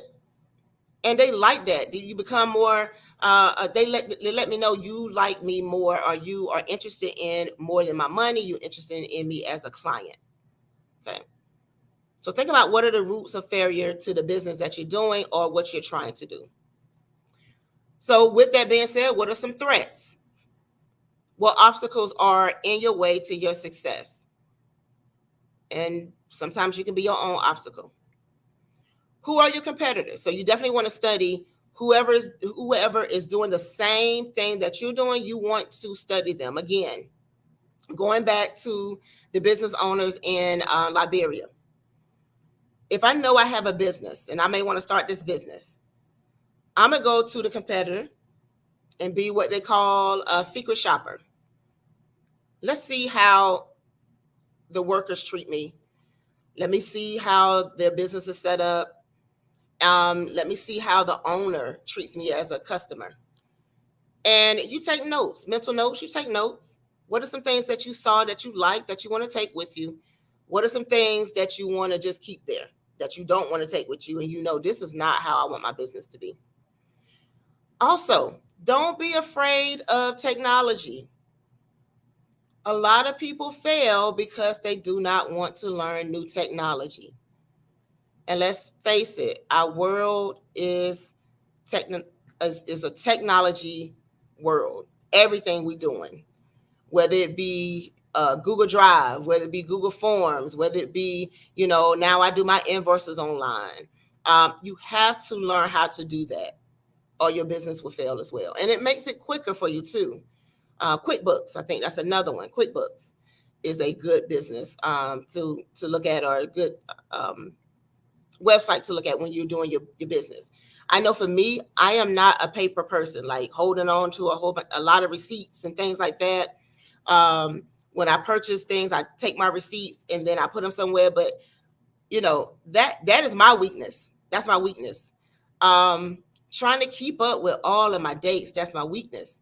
So one of the things I had to do was learn how to take my hands off it, of everything, trying to do everything myself, because I am one of those ones, and again, obstacles, be my own obstacle. I am one of the ones that like to have my hand on my business because I want to make sure it's done right and done the way I want it done, and make sure it's done, you know, on time, done the way I like for it to be done.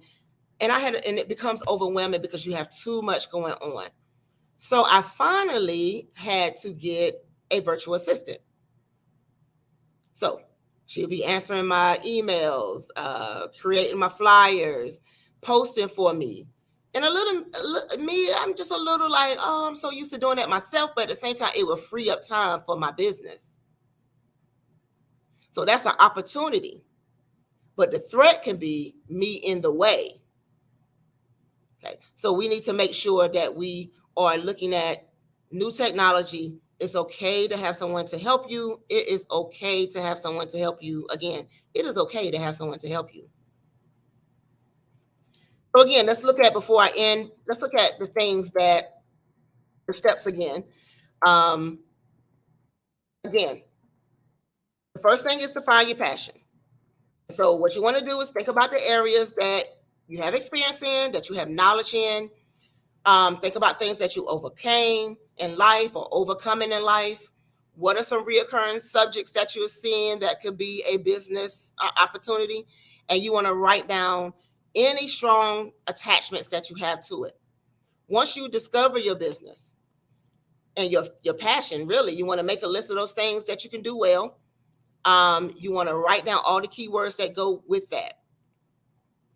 You want to brainstorm your products. You want to look at your product, brainstorm all the different ways to create a business around what you do and what you love. Again, what you do and what you love. Going back to the quote, if you do what you love, you will never work a day in your life. Do what you love, you will never work another day in your life. And again, once you have these products that you want to sell, you want to think of 20 ways that you can offer one ideal to the market. Why do I say 20 ways? The reason why I say 20 ways, and even though you're going to offer one, you can do these 20 things later. Once you master the first one, you can add on the second one. Once you master the second one, you can add on the third one. And so you are always building your business to something different, always looking for new ways to build your business.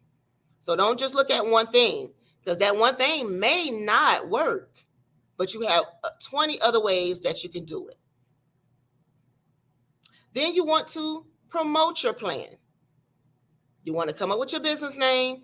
And again, when you develop your business name, there are websites that you can put your business name in just to find out if that business name is not taken. And it's different ways that you can do a business. We see business that sounds the same, but the way they spell it is different. It's just kind of different ways of maneuvering that. Make you some business cards. I do not suggest you buying them up front unless you can have someone to donate those or invest by buying those cards for you, because you haven't made money yet. Start thinking of a website. And again, there are free websites that you can start off with. Just because you have the money don't mean you have to spend it for your business. There's free stuff out there that you can use. Free stuff out there that you can use for your business. Then find the platform that you want to use and use your want to market on. Think about who your clientele is. Again, write down what they like to read, where do they like to go, what they look like, what's their age, what's their style. And those are the clients you want to find on these platforms. Some people say build an avatar. All right, you got the name, you got the age.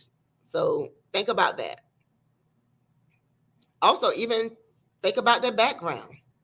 That makes a difference as well. All right. So with that being said, after that, we want to profitable process. Get your business coach. It's okay. And sometimes, again, you can get more than one. You can have 2 business coaches. One who knows your services and one who really, really knows the business. A financial coach who can help you learn how to budget your business, right? Because sometimes we spend too much money in our business on nothing. Then you're trying to figure out, where did this money go? I do not know. All right, so think about your passion again. Think about your passion and can it make money? And it could be the simplest things. Again, I went and spoke to some children in Sanford, North Carolina, at a school in Sanford, North Carolina. And I just started asking the kids, what do you like to do? One kid said, I love to play basketball. I said, have you thought about starting a basketball camp for kids? One kid said he loves to cook. Have you started thinking about cooking, selling plates? If you love to cook, start selling plates. It can turn into a food truck. One young lady said she liked to do hair. I said, ooh, when you go to college, guess what? It's some young ladies who are going to be on, when y'all have formals, it's some young ladies who are going to be on campus who doesn't have a car and they can't get to the hairdresser in enough time. So guess what? You were right there in the dorm and you can start. I had a young man who he was a friend he was a barber. He cut hair.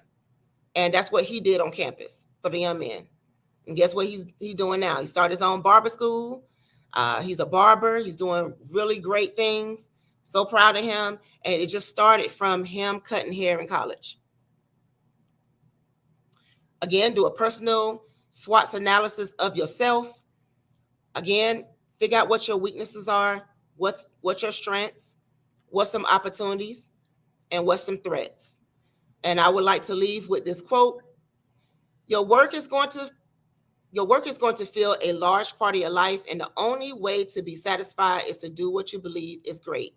And the only way to do great work is to love what you do. If you haven't found it yet, keep looking, don't settle. As with all matters of the heart, you will know when you find it. And like any great relationship, it will just get better and better as the years roll on. So keep looking and until you find it and don't settle. And that was from Mr. Steve Jobs himself. Thank you. I love it. I can tell you're very passionate about what you do. How does anyone find you? What platforms are you on?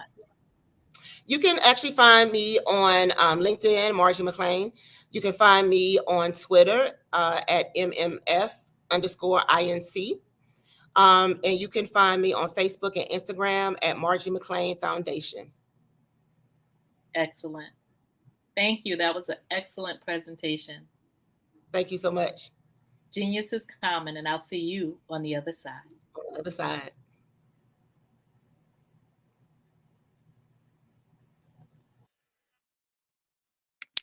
The Black Business Expo's mission is to raise funds for high school seniors going to college or K-12 entrepreneurs. This expo is a fundraiser for students. You may go to www.blackbusinessexpousa.com to donate to the scholarship fund or use the Cash App that's on the screen below, $BBXUSA. Our goal is to give laptops and up to $5,000 to 10 students.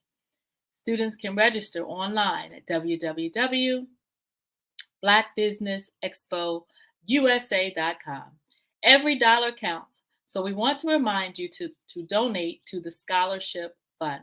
We want to thank our Black Business Expo USA sponsors for February 2023, NC 100, Moody Capital Partners, Suede Soul, Lotus Rocher Coaching and Training, Carolina, Virginia Minority Supplier Development Council, Step Management, Barbara H. Smith, LLC, Margie McClain Foundation, Incorporated, Genius is Common, Earth Essentials, Milani Shani Global, Executive Women's Success Institute, The Quality Coaching Company, Superwoman, Creative Force Studios, Lee Entertainment, Artistic App Design, Black Business Expo USA.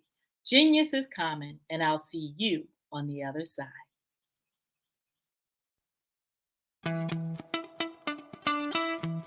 How many times have you been asked to help someone you didn't even know? A student, a business entrepreneur?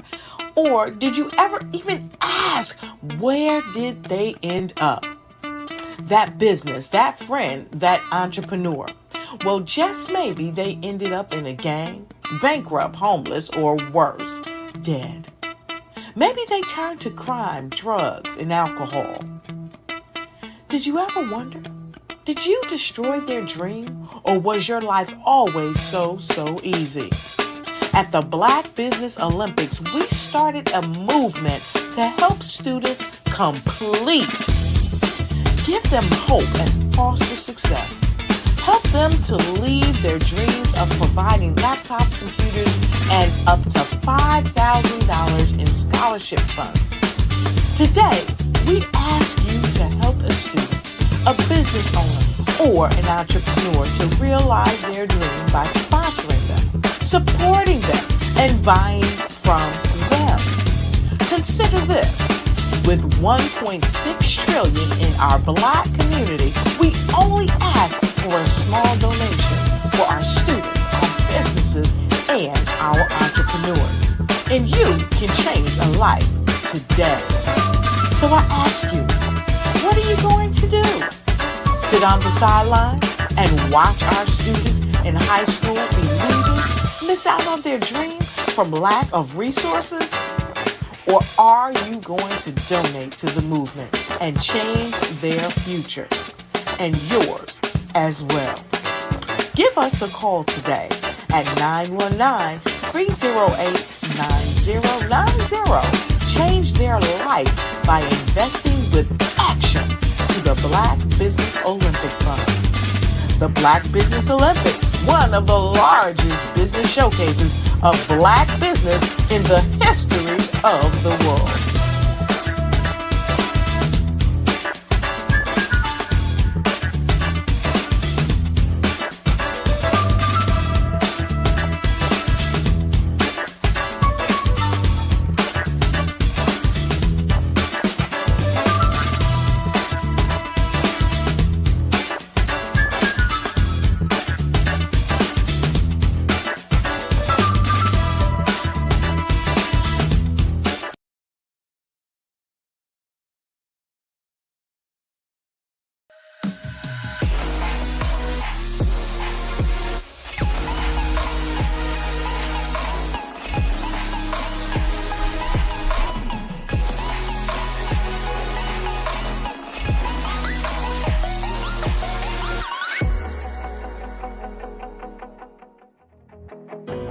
I am Black business. From the moment I wake until the time I sleep, I am Black business. I am Black business. Are you Black business? I am Black business. Do you support Black businesses? I support Black business because I am Black business. Black Business Expo, one of the largest business showcases in the history of Black business in the world.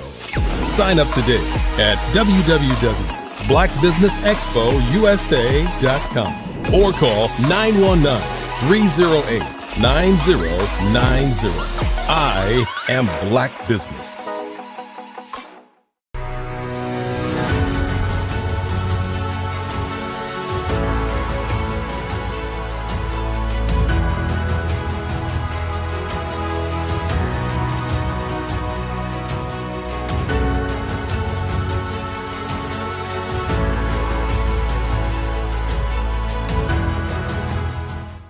Black Business Expo's mission is to raise funds for high school seniors going to college or K-12 entrepreneurs. This expo is a fundraiser for students. Please, you may go to www.blackbusinessexpousa.com to donate to the scholarship fund or use the Cash App at $BBXUSA. Our goal is to give laptops and up to $5,000 to 10 students. Students can register online at www.blackbusinessexpousa.com. Every dollar counts. Please donate to the Black Business Expo USA Scholarship Fund.